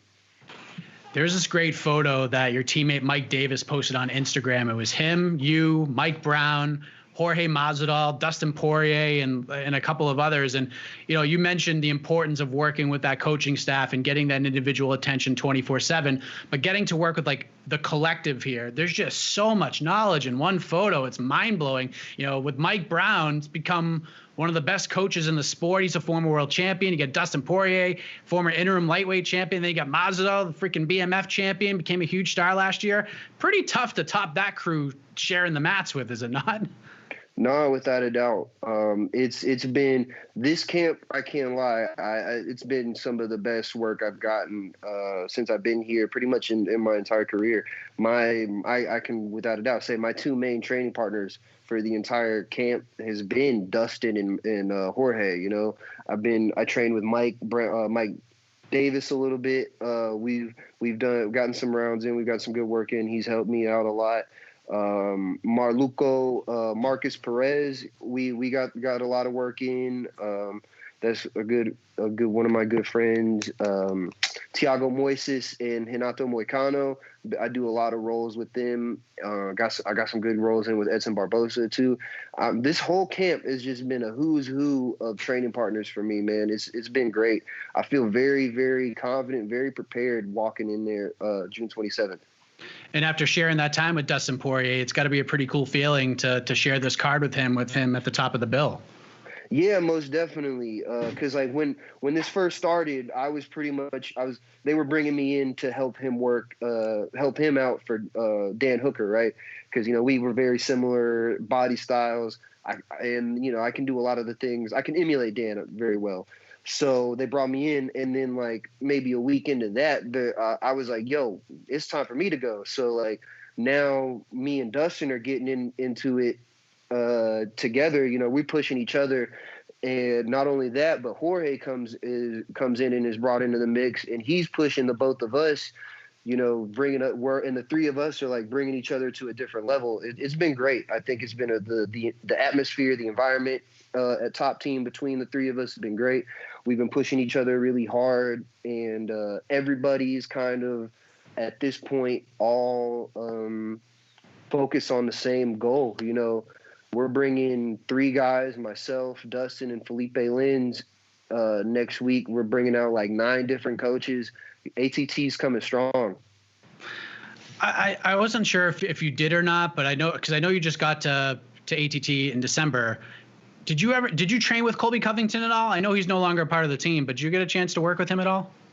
It's funny. You're not the first person that's asked me about this. I doubt you'll be the last. But Nas, I have legitimately never seen that man in the gym. I'm not saying he ain't ever been there while I was there, but me and him just never crossed paths. We were never even in the same area at the same time. I've never saw him. You know what I mean? So it's like I don't have any experience with the man.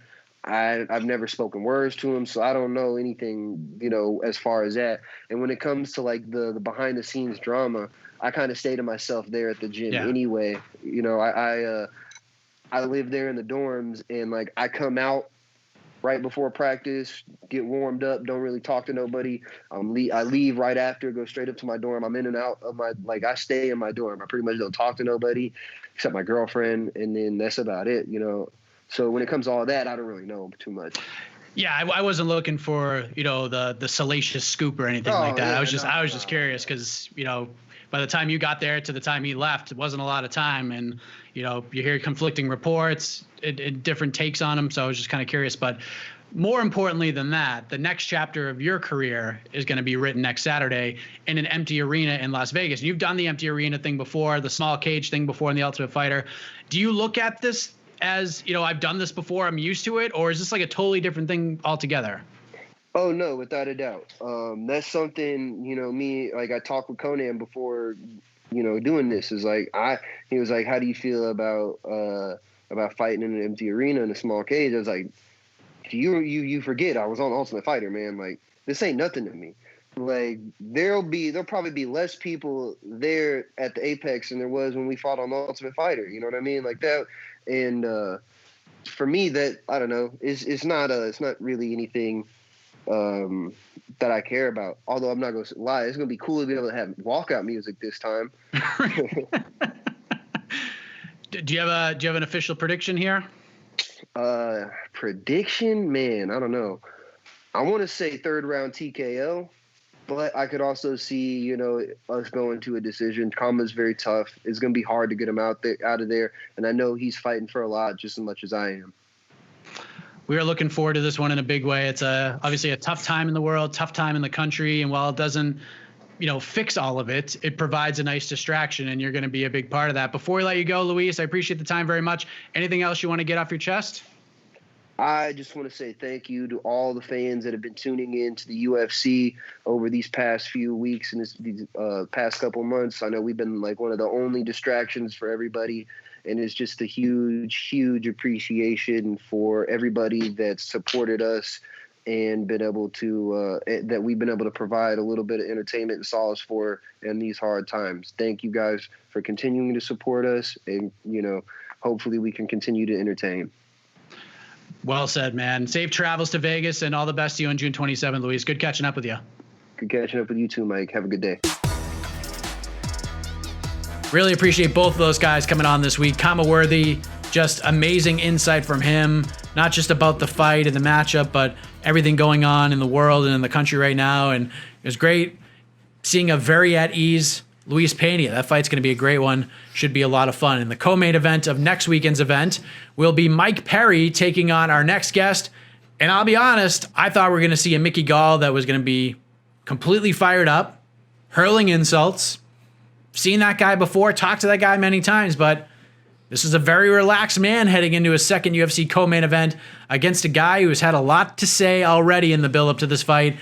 We're being joined right now by Mickey Gall. All right, back on the show and back in action on June 27th is Mickey Gall. He's going to take on Mike Perry in the co-main event of UFC Fight Night, Poirier versus Hooker in Las Vegas. Mickey, always good to see you, my friend. How's it going? Great, bro. Doing all right. How about you? Doing great. This is a fight you've wanted for a little while now, and you knew it would come eventually, but you get it next weekend. It's been a sort of an interesting road to get here, but you're here now. So how excited are you for the matchup and just a fight again, man? Yeah, I'm pumped. I'm really excited. You know, it's been a little bit since I was in there, so I'm super ready. This is not the first fight you accepted along the way. You did agree to take a fight with Phil Rowe last month. It didn't end up happening, but it was more time, I guess, if we're looking for silver linings, for you to work and sharpen up. Plus, you get a fight you really wanted. So I assume this worked out far better than you had hoped after the Rowe fight didn't come through. Yeah, I mean, yeah, it's a bigger fight, so I'm happy with it. It's always nice. Mike's got some attention. He's got some fans, and so do I. So it's gonna be fun. As expected, when this fight was announced, your opponent, Mike Perry, has had some interesting things to say, saying this is an easy fight compared to the last 3 years. He's grateful for this. He says the dream come true. He's going to beat your ass, etc. I'm sure this is what you were expecting here, but how have you sort of reacted to the way that he's approaching this fight? Is this surprising to you at all? Nah, man, nothing he does is really surprising. I don't know. That's cool with me. I hope he's expecting that. He'll get run over. I mean, you fought Diego Sanchez already, and we already know he's a different kind of a cat, and Mike is also who he is, and he's going to have a lot to say to you at the stare downs and throughout the build of this fight. You've been here before. Do you sort of prefer it this way when someone's talking a lot of trash and trying to make this thing personal?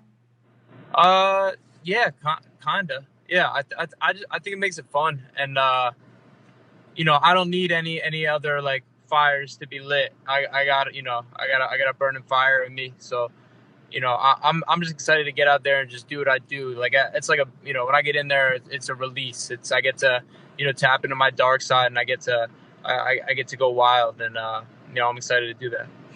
I'm trying to remember. Maybe you can shed some light on this. I feel like this, I guess, rivalry has been going off and on for a while between you two guys, and I'm not sure if it started before your last fight or after, but do you remember how this all sort of got started between the two of you guys?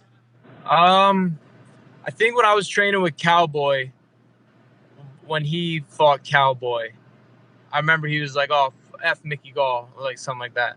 And then I was looking to fight too, so I was like, "All right." I was like, "Fuck Mike Perry, let's do it. Let's fight." And that was like last year. So he's been on my radar, but yeah, now it's happening, and I'm just happy it's happening. I'm excited. I can't wait. Have you talked to Cowboy at all? Because I know he had a lot of success against Mike Perry, got the submission win early. Have you talked to Cowboy about this fight at all? No, not really. I was there in the preparation, and Cowboy submitted him in the first. I didn't think there was much. What I learned from that, just like he took Cowboy down, so I'll be ready for anything. It's the longest stretch of your career without a fight. I didn't realize that until like a couple of hours ago, but by the time you step in the octagon, it's going to be almost a year between fights for you. And this, obviously there's a lot of time to grow and improve in 10 or 11 months, but it's been kind of weird for you not having a fight in almost a year. It's been, yeah, I'd say not really. Like I didn't realize it's been that long either, but I've had so much time, like, because I did have like fights in between there where I was expecting to have fights, so I was ready was mentally ready, and physically, like I'm doing all the right things. I've been doing all the right things. Quarantine didn't slow me down at all. So yeah, I'm just excited. I'm excited to show all the shit I've been working on, all my hard work. I'm excited to put that on display. How have you sort of handled the quarantine workouts and stuff like that? I'm not sure what the restrictions were like in your area, but I saw some videos of you training on golf courses and stuff and trying to get work in however you can. But how have you been able to really sort of deal with the quarantine and the restrictions and all to get ready for this fight or any fight? Well, in the beginning, it was tough because it was all, no one was really sure. Some people were taking it super serious. Some people were like, I don't think it's that big of a deal. But I was, I found some guys that I trusted, that I knew, I was only going and seeing my people who live with me. They were only seeing the people who live with them. And then we'd, go and train. And, we'd be real careful and hand sanitize and do all that crap, shower or whatever. But, I didn't let it stop me. I was able to, there's always something you can work on. It's a beautiful thing in this sport. So, nothing was stopping me from running. Nothing was stopping me from, you know what I mean? Like that type of stuff. Like, so, I just kept pushing and kept getting better every day as well as I could. And, I didn't feel like I was limited really by any means. It's interesting with this matchup too, and kind of the story to get here, because you and I have talked so many times over the years. And I know that at least early on when we were having our conversations and probably like throughout the first couple of years, Mike Perry's a guy you enjoyed watching. You've been a Mike Perry fan. So is it kind of surreal at the end of the day that a guy that you've watched and were a fan of, it's become this, and now you guys are going to co-main event next weekend? I say yes and no. I wouldn't say it's so surreal because, I'm sure like he was on my radar. I was probably on his. So, although, yeah, I have respect for him and I'm a fan, I've always known, we're going to have to fight. So, I've been ready, and yeah, I'm super ready now. Mike did an interview recently with another website, and he said he doesn't need coaches in his corner. He's just going to have his girlfriend and maybe like one of her friends. And I remember talking to Michael Chiesa after he beat Diego Sanchez, and when he found out that Diego was only going to have the one coach in his corner, it said it kind of affected his approach a little bit closer to the fight. Like it jumped up the pressure because he didn't want to be the guy that lost to a guy that only had the one coach in his corner, especially a coach who is not really well known in the MMA space. Have you heard that interview or seen that interview? And does that play a factor in this fight in preparation for you at all? No, it doesn't. Because make sure that dog doesn't start barking. No, I just, I want to win more than anything anyway. You know what I mean? So that doesn't change anything. No, nothing really changes. It's all the same stuff. If that's something he's doing, it's probably a detriment to him. But I'm gonna have all my coaches, and I'm gonna be doing my thing. Do you like yourself consider this fight personal? Like, does this one have that personal feel with everything that's been said, or is this just another fight for you? You mentioned fighting is a release. You get to tap into the dark side. Is this just another fight for you? Yeah. It's just another fight, but it's at the same time, fighting's personal, and it's the only fight. I'm not seeing past the 27th. I see the 27th. That's when my calendar ends. We go on and figure stuff out after that. So I'm totally committed, totally prepared, doing everything right, and the 27th is gonna be my day. And of course, when you beat a guy like Perry, we're not looking totally past that, but you have to be thinking about it. Comes opportunity, because we've seen what it's done for guys like Ponzinibbio and Jeff Neal and Vicente Luque. The risk-reward factor is a huge part of the fight game, and this fight checks off all the boxes, does it not? Yeah, absolutely. No, it's, what does Dana say? You eat what you kill, and big names make bigger trophies. So, I'm looking to get a nice little notch on my belt. Are you excited for the empty arena aspect of all of this? Like, I'm sure there's going to be some chatter between Mike. I'm sure, I don't know if you're going to be talking back to him, but, keeps the MMA feel, but I guess it's a more like primal atmosphere with the empty arena, because it's just the two of you guys, a referee and your coaches on the outside. It adds some different layers to it. Does that excite you, fighting in an empty arena? Yeah, it does. I like it. I'm excited for that. I am excited for I'm excited for that. I think it's, you know, because we train every day without crowds, so I think it's just gonna be more like, you know, what I do every day, and I'll just be able to tap into, you know, my best self. How does this thing play out next weekend? Big spot, back on the main card, back in the co-main event slot. How do you see this all going down in a couple weeks? I finished Mike Perry. I finished him. You know, I have more ways to win than him. I can knock him out or submit him. And yeah, one of those are going to happen. A couple more things I want to get your take on to kind of loosen things up a little bit. One, I'm actually pretty embarrassed to say because I haven't had the time to give it the attention that it truly deserves. But what did you think of The Last Dance? Like, admittedly, I haven't watched a single second of it, and it makes me very upset, Mickey. It really does. Oh, man, it was great. You should get on that. You should totally watch that. It's great. I watched it. I didn't miss a second. Anything I thought I missed, I rewound and rewatched. I'd rewatch. It was brilliant. I thought it was awesome. I listened to the 30 for 30 podcast with Jalen and Jacoby about it. I could not get enough of The Last Dance. Loved it. You should watch it. Is Larry Bird in it? Yeah, absolutely. A lot of Larry. Not a lot, but there's enough Larry. Well, that's good. Yeah, because I was thrown off by it because when it first started airing, I was told that it was going to be on Netflix like the next day. So I was like, oh, I can't watch it live. I'll just watch it on Netflix. And it turned out that wasn't the case in the United States. It was like Netflix in Canada and everywhere else in the world. So threw off my whole schedule. Yeah, it's on the ESPN app. Oh, okay. Just watch it right now, right? Yeah. Start that. All right, Next time we talk, you better have watched that. Okay. You're going to love it, bro. You're going to love it. You're going to love it. I'm telling you. Also, all right, so I'm definitely getting on that this week. And the next time we talk after you fight, we're going to talk about The Last Dance, maybe solely. But also, I'm a big wrestling mark from back in the day. And since we can't get beer shipped to Massachusetts, I saw you got to partake in a few Broken Skull IPAs, the Steve Austin beer. Can we get a Mickey Gall brew review of the Broken Skull IPA? Yeah, I loved it. I thought it was great. I thought it was awesome. It's like some IPAs are a little too like kind of bitter. They can be, but this one was like light. It was like a lighter IPA, which I thought was like perfect because it's like, you know, it's got that full flavor, but not overwhelming. And who's, you know, Stone Cold's one of my childhood heroes. Who's not a fan of Stone Cold Steve Austin? Everything about that dude. He's, you know, tough, hardworking son of a bitch, and you know, so I'm happy to support. Absolutely. So I need to drink some Broken Skull IPA while I watch The Last Dance. But there you go, bro. That sounds like you got some fun stuff coming up. So this is why I talk to you, because you iron out my schedule for me for like the next week or two. So it's a beautiful thing. I'm gonna keep you busy. There we go.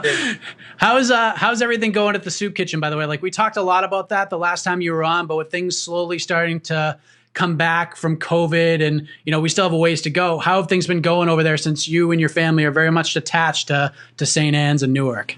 It's good, man. It's good. It's, you know, we've been able to facilitate meals all through the quarantine, all through this whole COVID situation. And I think soon everyone's going to be able to like resume back in like the dining hall, in the kitchen. So it'll be good. But for now, you know, we've still been going to go lunches and stuff. My mom's been hustling, you know, getting people fed, taking care of people. Well, that's great, man. Oh, someone just shot me this link. Apparently Darren Till created a website called MikePerryIsABum.com. And it's like just pictures of him like with messed up faces from fights. And it says like, here's your contributors. And it's like 5 pictures of Darren Till with like substitute faces on other people's bodies. And if you click on it, it goes to a YouTube video of Mike Perry getting knocked out in boxing. Have you seen this yet? No, so ridiculous. That's funny. Wow. That's funny. Darren Till's a funny guy. He is. He likes the ball. He likes the ball guy. So maybe he'll give me some shine one day. But with the soup kitchen thing, man, like I know you don't do it for the props, but I'm going to give it to you anyways. I love that. These are great stories and good to see some positivity in this world that really needs it. And I'm really looking forward to this next fight against Mike Perry. Maybe when it's over, you guys can enjoy a Broken Skull IPA or two after this fight ends. Broken Skull. And put the rivalry to rest. There you go. More ways than one. But I appreciate you giving me props for the soup kitchen stuff. I always say, man, I'd be like a sadder person if I didn't give back. There'd be like there's a whole like if you feel like, or anyone listening feels like you got like, you know, like any type of like sadness, have a whole go give back, and you'll fill that up, and you'll get filled up with like humbleness, gratitude, all that good stuff. Absolutely. Oh yeah, your guy Jim Miller's fighting this weekend against Roosevelt Roberts. What do you think about that? Yeah. I got to check out Roosevelt Roberts. I don't know much about him, but my boy LJ, who's always helping me out, was helping Jim out this week. So, we expect Jim to do what he always does and, brings a tough fight to anyone. Yeah, looking forward to that. Looking forward to your fight as well. All the best the rest of training, man. Safe travels to Vegas, and all the best to you on the 27th. Good to talk to you as always. Thanks, Mike. Always great to talk to you. Looking forward to talking again soon, brother. Absolutely. We'll talk The Last Dance. Yes, sir. It's true. It really is true. I haven't watched 1 second of The Last Dance. And listen, I just haven't had any time to watch full episode. And that's, to me, and you can talk about this on the comments if you want, if you watched it, but it's not like a show I could watch like 15 minutes here and go back and watch 15 minutes. Like, it would take me like 2 years to watch the whole documentary. Like, I want to be able to sit down and watch like one episode at a time and get through it. That's how I want to do it. I just haven't had the time to do so, but I really want to watch it. And big thanks to Mickey Gall for giving me some insight on it and firing me up to do so. Really interesting fight with Mike Perry coming up next week in the co-main event. Another interesting fight coming up on July 15th. Another co-main event, Fight Island. Pedro Munhoz will officially welcome our next guest to the bantamweight division, the former UFC lightweight champion of the world, Frankie Edgar. All right, back of the show is Frankie Edgar, who makes his bantamweight debut on Fight Island. Now, something has changed in the last couple of hours. It's supposed to take place July 11th at UFC 251, but now it's taking place 4 days later on July 15th, taking on Pedro Munhoz in the co-main event. Good to have the answer back on the show without the quarantine beard. I can't believe it. How are you, man? Yeah, I'm doing well, man. The beard had to go. Summertime, too itchy. We'll grow it back in the winter. When did you shave it off? Last Friday. Wow. Okay, so you must be feeling like 10 pounds lighter right now. Yeah, it feels good. It feels good. My daughter was said she couldn't look at me, said I looked like a teenager. So I was like, all right, I'm down with that. There you go. I'll take that as well. A lot to discuss, sir. First off, pushing this fight back a few days. At the end of the day, it's probably not the biggest deal because you get a few extra days to get the weight down, get a couple of extra days to sharpen up. But co-main event, you get a nice little spot here. You good with this? Yeah, I'm cool, man. I just want to get back in there. I think co-main event's a perfect spot. I thought I was going to be on the big card the 11th, but the 15th is fine. And, I'm excited to get out there, hopefully find out some info on when we're going to get out there real soon. And back to Abu Dhabi, the place where you just celebrated your 10th anniversary of becoming a UFC champion. It's a pretty interesting spot to host the next chapter of your career. Kind of surreal, right? Yes, I'm excited to go back to Abu Dhabi. Brings everything back full circle. 10 years ago, won the title there. It's going to bring back some good memories and, positive vibes to go into this fight. Be honest, Frankie, when you heard about this mystical Fight Island and the shirts were coming out and it made everyone think it's going to be like old school Bodog fights with a cage on a beach and tiki torches, and then it's Abu Dhabi. Was this a letdown for you? It was bittersweet, I guess. I thought it was going to be in the Caribbean or something, a little bit closer to the East Coast. But the fact that I get to go back where I won my title is going to be cool. Yeah, it's a good trade-off. Before we get into the matchup itself, I want to go back a couple of weeks to UFC 250 because Cody Garbrandt returns in a big way, knocks out Rafael Assunção, and he looked fantastic against a guy that many fighters over the years haven't been able to look fantastic against, and he gave you a lot of shine for your help, working with him, being his teammate, along with the rest of your coaches. What a cool moment that must have been for you to watch Cody go out there and perform the way that he did. Yeah, absolutely, man. Cody was here for quite a bit. We trained, we got close over the past couple, weeks and months, and it was great to see him back to, in the win column, man. He's a very, very talented kid, and obviously he's a champion already, so we know his ability, and I'm excited for the future for him. Your timing jumping into this division, it just couldn't be any better. 135 is hotter than it's ever been. We got Yan and Aldo getting ready to fight for the title. Aljamain Sterling just had a huge win over Corey Sandhagen. You got Cody's performance. You still got guys like Cruz and Faber. We got guys like Sean O'Malley climbing the ranks. This division is on fire, Frankie. This is just perfect timing to drop down to 35, is it not? No, it is. This is definitely a fun division right now. A lot of good young guys. Real good old guy in there too now. And, I always said, People always, when I went down to 45, I'm like, dude, 35 is going to get tough. All these weight classes are going to get tough over the years. I mean, this is the nature of sport. We're getting deeper and deeper in every weight class. Do you think Henry Cejudo is really done? I don't think he's done, but do you think he's done? I mean, well, he definitely gave up the belt. So do I think he's done forever? No, I don't. I think he's a competitor, someone that's achieved, such high achievements throughout his whole career. I just don't see how he could walk away at as young as he is. But you never know. Well, let's talk about you, Frankie, in this matchup, because you wanted a big fight moving down to 35. Munhoz is as tough as they come at 135. But were you happy with this one? Like, did seeing Munhoz's name on the other side of that bout agreement give you the feels that you're hoping for? Yeah, you know what? Anybody in the top 10, I think, would have done that for me. I'm not very particular on who I want to fight unless they're the champion. He's been calling me out. He's been saying he wants to fight me, respectfully and whatnot. But, it just made sense. He wants to fight me, he'll get his wish, and we'll be able to get down, on the 15th. So he's a tough guy. He's beat a lot of good guys. He's a dangerous opponent, and it's exactly what I want to face, at bantamweight right now. He's got a knockout win over Cody Garbrandt. So sort of being a team guy as you are, is there a part of you that looks at this as a way to get one back for him as well? I'm not really a revenge guy, but I guess it would be nice to get it done for him. But I'm just in there to get this W for myself. Right. Stylistically, like you said, like he's good everywhere. He's got power on the feet. He's good on the ground. He has all the makings of a guy that can fight for a title one day. From like the X's and O's standpoint of this fight, how do you like it?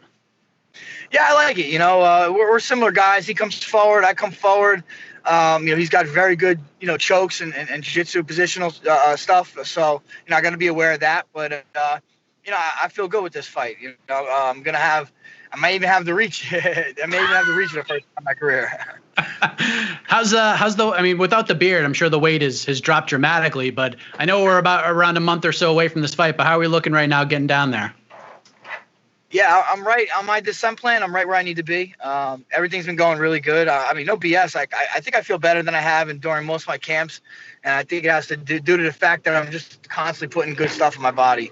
Fighting at 55 and 45, I could have pizza on the weekends and be a little loose with my diet, and I definitely noticed putting good stuff in my body has been helping me. So no cheat days for you these days? No cheat days, man. I'm being very disciplined, man. It's tough with little kids in the house, but I'm doing my best. You sort of alluded to the fact that you're not 100% sure of how the structure is going to be when you get out there. Like, I know when you fight in Vegas, like the guys that are fighting this weekend, they're going to fly in Tuesday, fight on Saturday, fly home Sunday. Do you have any idea how this is going to work? I don't, man, not at all. I hear we're flying to Hub City, and then we're going to take charters. I just get my news from Twitter like most people. So I'm kind of waiting to hear the details. I better give you some first-class treatment on these flights heading out. That's not a short trip, man. No, definitely not. I don't know. Maybe hitch a ride in Dana's jet. That'd be nice. Oh, there you go. You deserve that at this point. 10 years being a champion. It's your anniversary. Be a nice little gift from the boss. I wouldn't turn it down. There you go. How do you make your presence felt in your return to Abu Dhabi? Good things happen when you fight over there. New weight division, tough and game opponent, co-main event. How do you see this one playing out? Yeah, I see, making my introduction to the bantamweight division and showing people that I'm here to stay. I know I'm a little long in the tooth compared to most guys, but I still feel good. My body's still responding. I'm performing and training, and just got to put it to the canvas on July 15th. Couple more things before we wrap up. You mentioned, having little kids in the house, and during this quarantine time, I'm sure one of your roles, at least on a part-time basis, I'm sure was being a teacher, the homeschool dad in a couple of ways, at least partially. I mean, my son is done on Friday. I thought I saw that school in your neck of the woods is done for the year. So from one dad to another, how good is that going to feel on Friday when school is over here for me?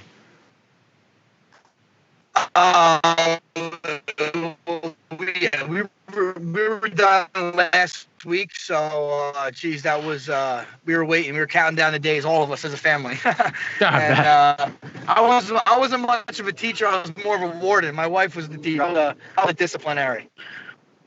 Oh, there you go. Well, that's one less thing you got to worry about now. I can't wait for his school year to be over. It's so much tough. Like, for me to just drive him to school. He's got the whole day, and I got the whole day to do what I need to do. But he's sitting right in front of me right now, so he gets bored here, and we try to do schoolwork. He doesn't want to do it. He doesn't want to do it at all. I wouldn't want to do it either. So I don't know. And then last thing, because I remember you saying it to me the last time you were on, and you're the co-host of a podcast called Champ and the Tramp. And I saw on Instagram you had Corey Anderson on your most recent show, who's a phenomenal interview, one of the most underrated in the sport. But you said you hosted the show with your good buddy Roger Matthews, and I was like, oh, that's pretty cool. He's got a friend named Roger Matthews. But since I don't read much from like the publications out there, I didn't realize that it was the dude from Jersey Shore. And I have to say, kind of going through and checking out his Instagram today, like the guy has been through a lot, but he looks like he's in a really great place right now, like very at peace. So he can certainly bring a lot to the table and what you guys are trying to accomplish. But how long have you known him for? Yeah, I've known Roger for about 15 years now. I think 2007 we started. Was when I first met him. He's originally from Maine and moved down to Jersey a little bit later in his life, and he's an MMA fan, and we just kind of I think we crossed paths through that, and he used to come to a class I used to teach, and we became good friends over the years. Obviously, Jenny, my wife, became friends. So, yeah, he's a good guy to have on the podcast. Definitely good following and a pretty good take on all things. Yeah, and that show has to be nice to do for you as well, because you could talk about fighting all day long, and that's a piece of what the show is. But to talk about things going on in the world, family, giving back to the community, like that has to be sort of a nice escape from fighting and some of the negative things going on in the world and things like that, right? Yeah, absolutely. We try to keep it uplifting to the most part, and definitely talk about current events. How can you not talk about current events in today's climate? So we address all types of things, but we always bring it. We're pretty down to earth guys, and we don't take ourselves too seriously. So it's all in fun, and we try to push a positive message. Let's try to boost some subscribers here. What's the one episode people need to check out? Like if they're hearing about the show for the first time and they want to go check it out, what's that like go-to episode or interview that you guys did that are just gonna hook them forever? Well, yeah, we had Frankie Perez, who's a former teammate of mine, and also he's a teammate of mine, but a former UFC fighter. He's a real big conspiracy theorist, so that was a pretty fun one to talk about all these crazy conspiracies. Whether you believe in them or not, it's still pretty cool and fun to talk about them. So that one was a fun one. Yes, Frankie Perez is a good dude. Also a fellow wedding DJ like myself has been in the past, so we clicked on that end. But, man, I'm excited to see this fight, Frankie. Huge one on Fight Island, July 15th. Main event is Calvin Kattar versus Dan Ige. And then we got you versus Pedro Munhoz in the co-main event. This is going to be a hell of a card. Always a pleasure, Frankie. Thanks for doing this, and all the best to you on July 15th, man. You got it, brother. Always good talking to you, all right? Great having the answer back on the show this week. Frankie Edgar takes on Pedro Munhoz in the co-main event on July 15th. Yas Island, Fight Island, whatever you want to call it these days. But the main event of that card will be in the UFC's featherweight division. I'll admit it, this one surprised me a little bit when I saw it, but it doesn't make me dislike the matchup in any way. In fact, I like it a lot, especially on paper. Ahead of his July 15th main event against Dan Ige, back on the show, Cavan Cater. All right, returning to the program this week is a fellow New Englander. We found out earlier this week he is back in action July 15th in the main event against Dan Ige on Fight Island. This one got people excited, and at the same time, it also caught some people off guard. So with that, let's check in with the Boston finisher himself, Cavan Cater. How are you, sir? I'm good, man. How you doing?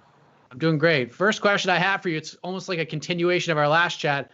How's the nose? It's looking pretty good. I assume things are good to go after 249 if we're getting right back after it, right? Yeah, why not, man? I'm ready to go. I couldn't really breathe for shit before the fight, like I was saying, so not much change now. I'm pretty much back to normal, and big opportunity ahead of me here with Ige on a 6-fight win streak, and I'm excited to go out and put a stop to that Fight Island. Yeah, it's your second main event in the UFC. Getting Dan Ige, it's a great matchup. Like if you go on social media after it was announced, it was praised heavily, but it was a little surprising to a lot of people because you wanted a top 5 guy, you deserve a top 5 guy, and I know a lot of those names are being discussed to fight on other cards right now, but tell me how this all came together for you, Calvin, and how you reacted to seeing Dan Ige's name on the other side of that contract. Yeah, it's irrelevant who's on the other side of the contract to me. I get it. Like, it's always better to fight up. but I'm here to compete. I'm here to show I'm the best in the world, and you got to be able to beat guys like Dan Ige if you want that claim, you know. So I'm not going to sit on the sidelines, man, while all my dreams are in front of me. I get an opportunity to go out, main event, second opportunity. Fight Island sounds cool to me, man. I thought we were gonna fight on the island when we fought in Florida last. You know, it's kind of a little disappointed I didn't get that opportunity, and now we got one. Yeah, I was gonna say, because I asked Frankie Edgar this question yesterday, because you'll fight anywhere. Like you fought, yeah, you know, in far worse places than Abu Dhabi, I'm certain, throughout your career. But yeah, when you heard that Dana White rented an island to host these international fights, and you found out it's Abu Dhabi and Yas Island of all places, was it a letdown? And listen, I give Dana White all the credit in the world. He said, I'm renting an island, and all of our imaginations just went running wild. Yeah, definitely. And I mean, now that it's out that way, it got me thinking it'd be nice to, you know, pop off, depending all the stipulations with travel right now. But it'd be nice to, while I'm out there, man, go, you know, hit Dubai or maybe Lebanon or something like that. I was excited, but now from what I'm hearing, I don't know if it's right back to Vegas or how the particulars are working out, but yeah, it's pretty cool to have an opportunity to fight on Fight Island, and got my imagination going crazy too, man. All the possibilities that could be. You know, you always want to buy an island, and then what better than to throw a cage right in the middle of it? You thinking just fights, like those old Bodog fights that like Chael Sonnen used to be a part of. Dan's been on, like you said, a really nice run as of late. 6 wins in a row. He's in the rankings. So obviously this is a huge opportunity for him. And in a weird way, I feel like it kind of puts all the pressure on you, Calvin. Like, I think every fight has pressure. They're all important. But in this case, heavy lies the crown, my man, doesn't it? Yeah, man, you're going to want this pressure. You know, I want to be in big moment opportunities. It's going to take a worthy adversary like a Dan Ige. It's going to take a big name. And that's what makes a big fight. So you got to be able to take on a guy with a 6-fight win streak, and you got to put him out. You know, starch him. You got to go to the next guy and break all his side. You just got to take souls in this game, man. And I have an opportunity to go out and put a stop to his 6-fight win streak. Give something else for people to be excited about and tune in next time to him. Just keep snowballing this thing, man, and how big we can get it. We don't have to talk specifics or particulars, but I assume that you're being taken care of pretty well, considering the circumstances, spot on the card, travel, etc. Yeah, we renegotiated, so I'm happy with that, and we got a 6-fight deal now, I want to say. So pretty cool opportunity, but you know, you look at the guys I've already fought, right, and you factor what I got paid for those ones. It's like, you know, to fight down and you know, get a step up in pay is nice. But Dan Ige is a hungry guy. You could see it in the way he fights. And, you know, he asked for the big names, and now he's got one in front of him. So let's see what's up. You know.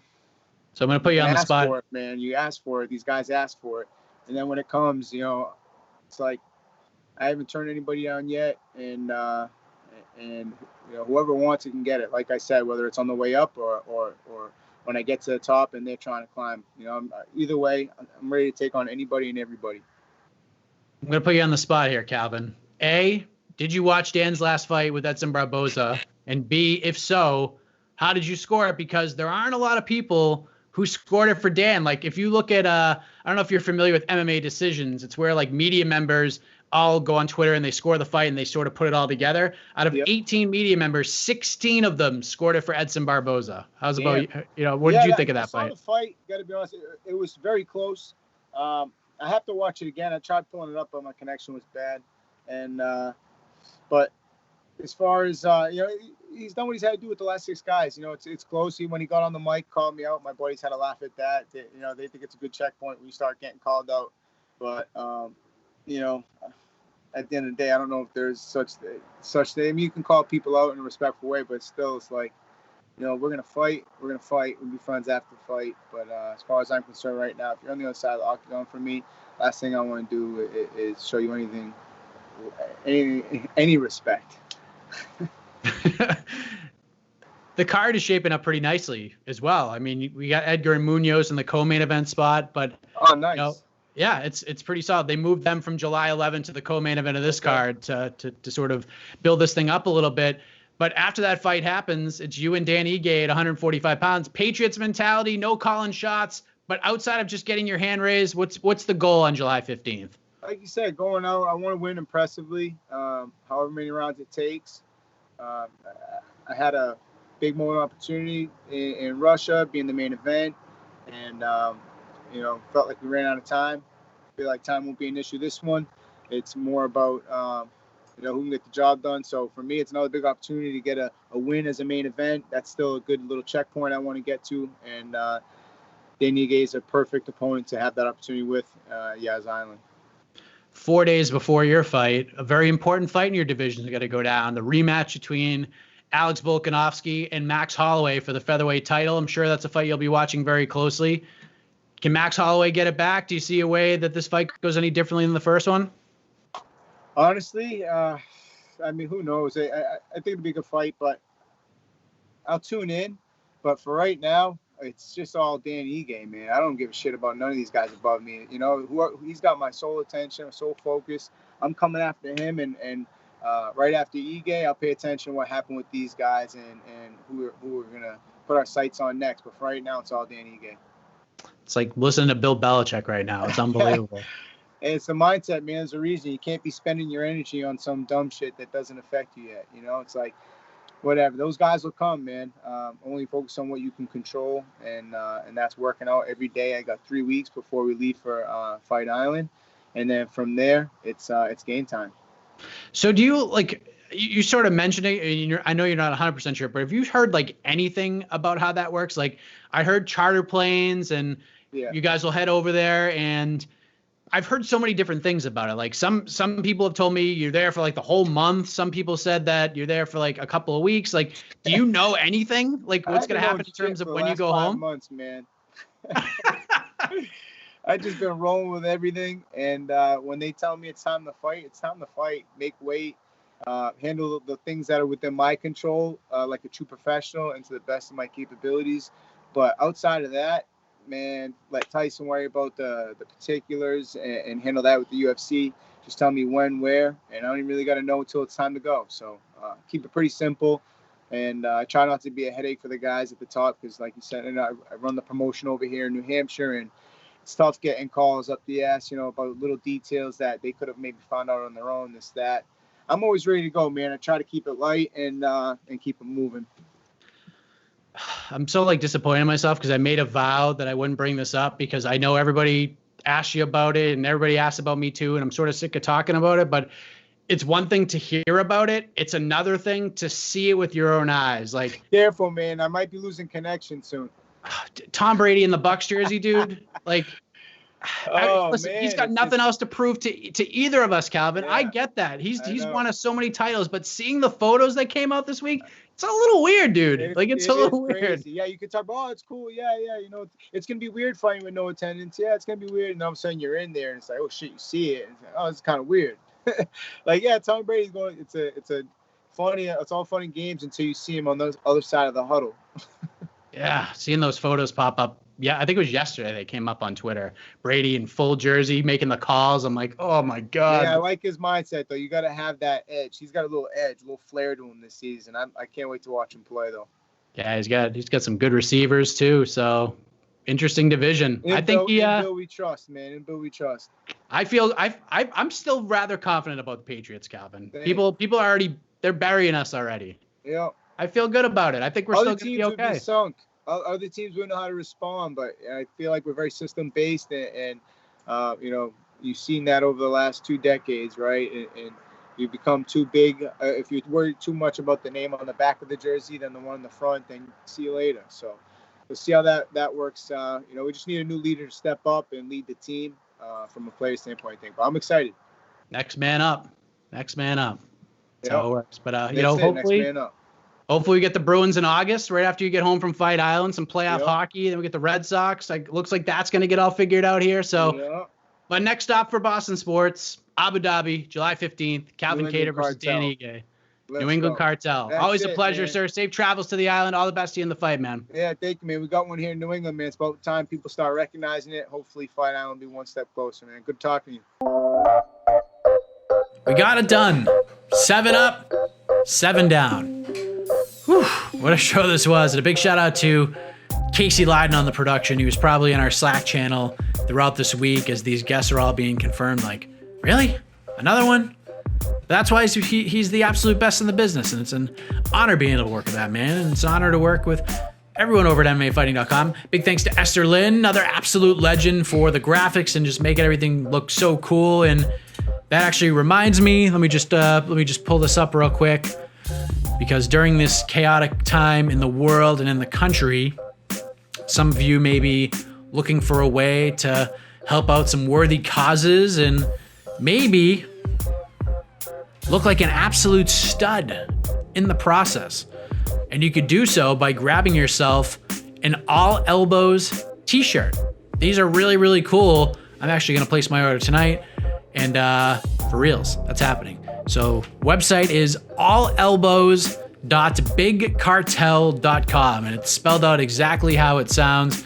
So you can grab your shirts there. There's $15 plus shipping. 100% of the proceeds minus the shipping is going to two different causes, all right? One of which is the National Bailout, which is from the website itself, Black-led and Black-centered collective of abolitionist organizers, lawyers, and activists building a community-based movement to support our folks and end systems of pre-trial detention and ultimately mass incarceration. So for those out there protesting, fighting the good fight, if they're wrongly arrested, need help with getting bailed out or getting representation to help them get out, that's what this is all about. So if you want to support that cause, get your shirts, look like a stud. Also, Old Town Music Hall in Los Angeles, proceeds will go to them as well. And being here in the Berkshires in Massachusetts, there is a really, really cool,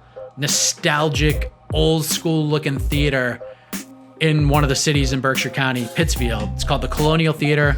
I've had the honor of taking that stage and introducing a lot of different bands who were up there during my radio career, and being able to just be in that theater and be on stage and look out there. It's just super cool. And this place, Old Town Music Hall, reminds me very much of the Colonial Theater. It's a nonprofit organization, celebrates classic film and music, offers weekly classic movies and concerts, including many silent films, accompanied live on the pipe organ. That is old school as it gets. That is nostalgia personified. And obviously a lot of people are affected by what's going on with COVID-19 and businesses being slowed down and shut down. Some of them are starting to reopen. Others aren't, not in a position to do so. So you can help them out by going to allelbows.bigcartel.com to order your All Elbows t-shirt and look like $10 million. Do it. Do it, help out, and look tremendous while you do it. So with that, we are done. The rambling has come to an end. Big thank you to the fighters for joining us. Big thank you to all of you guys watching and listening. It means the world. And with that, have a heck of a week, everybody.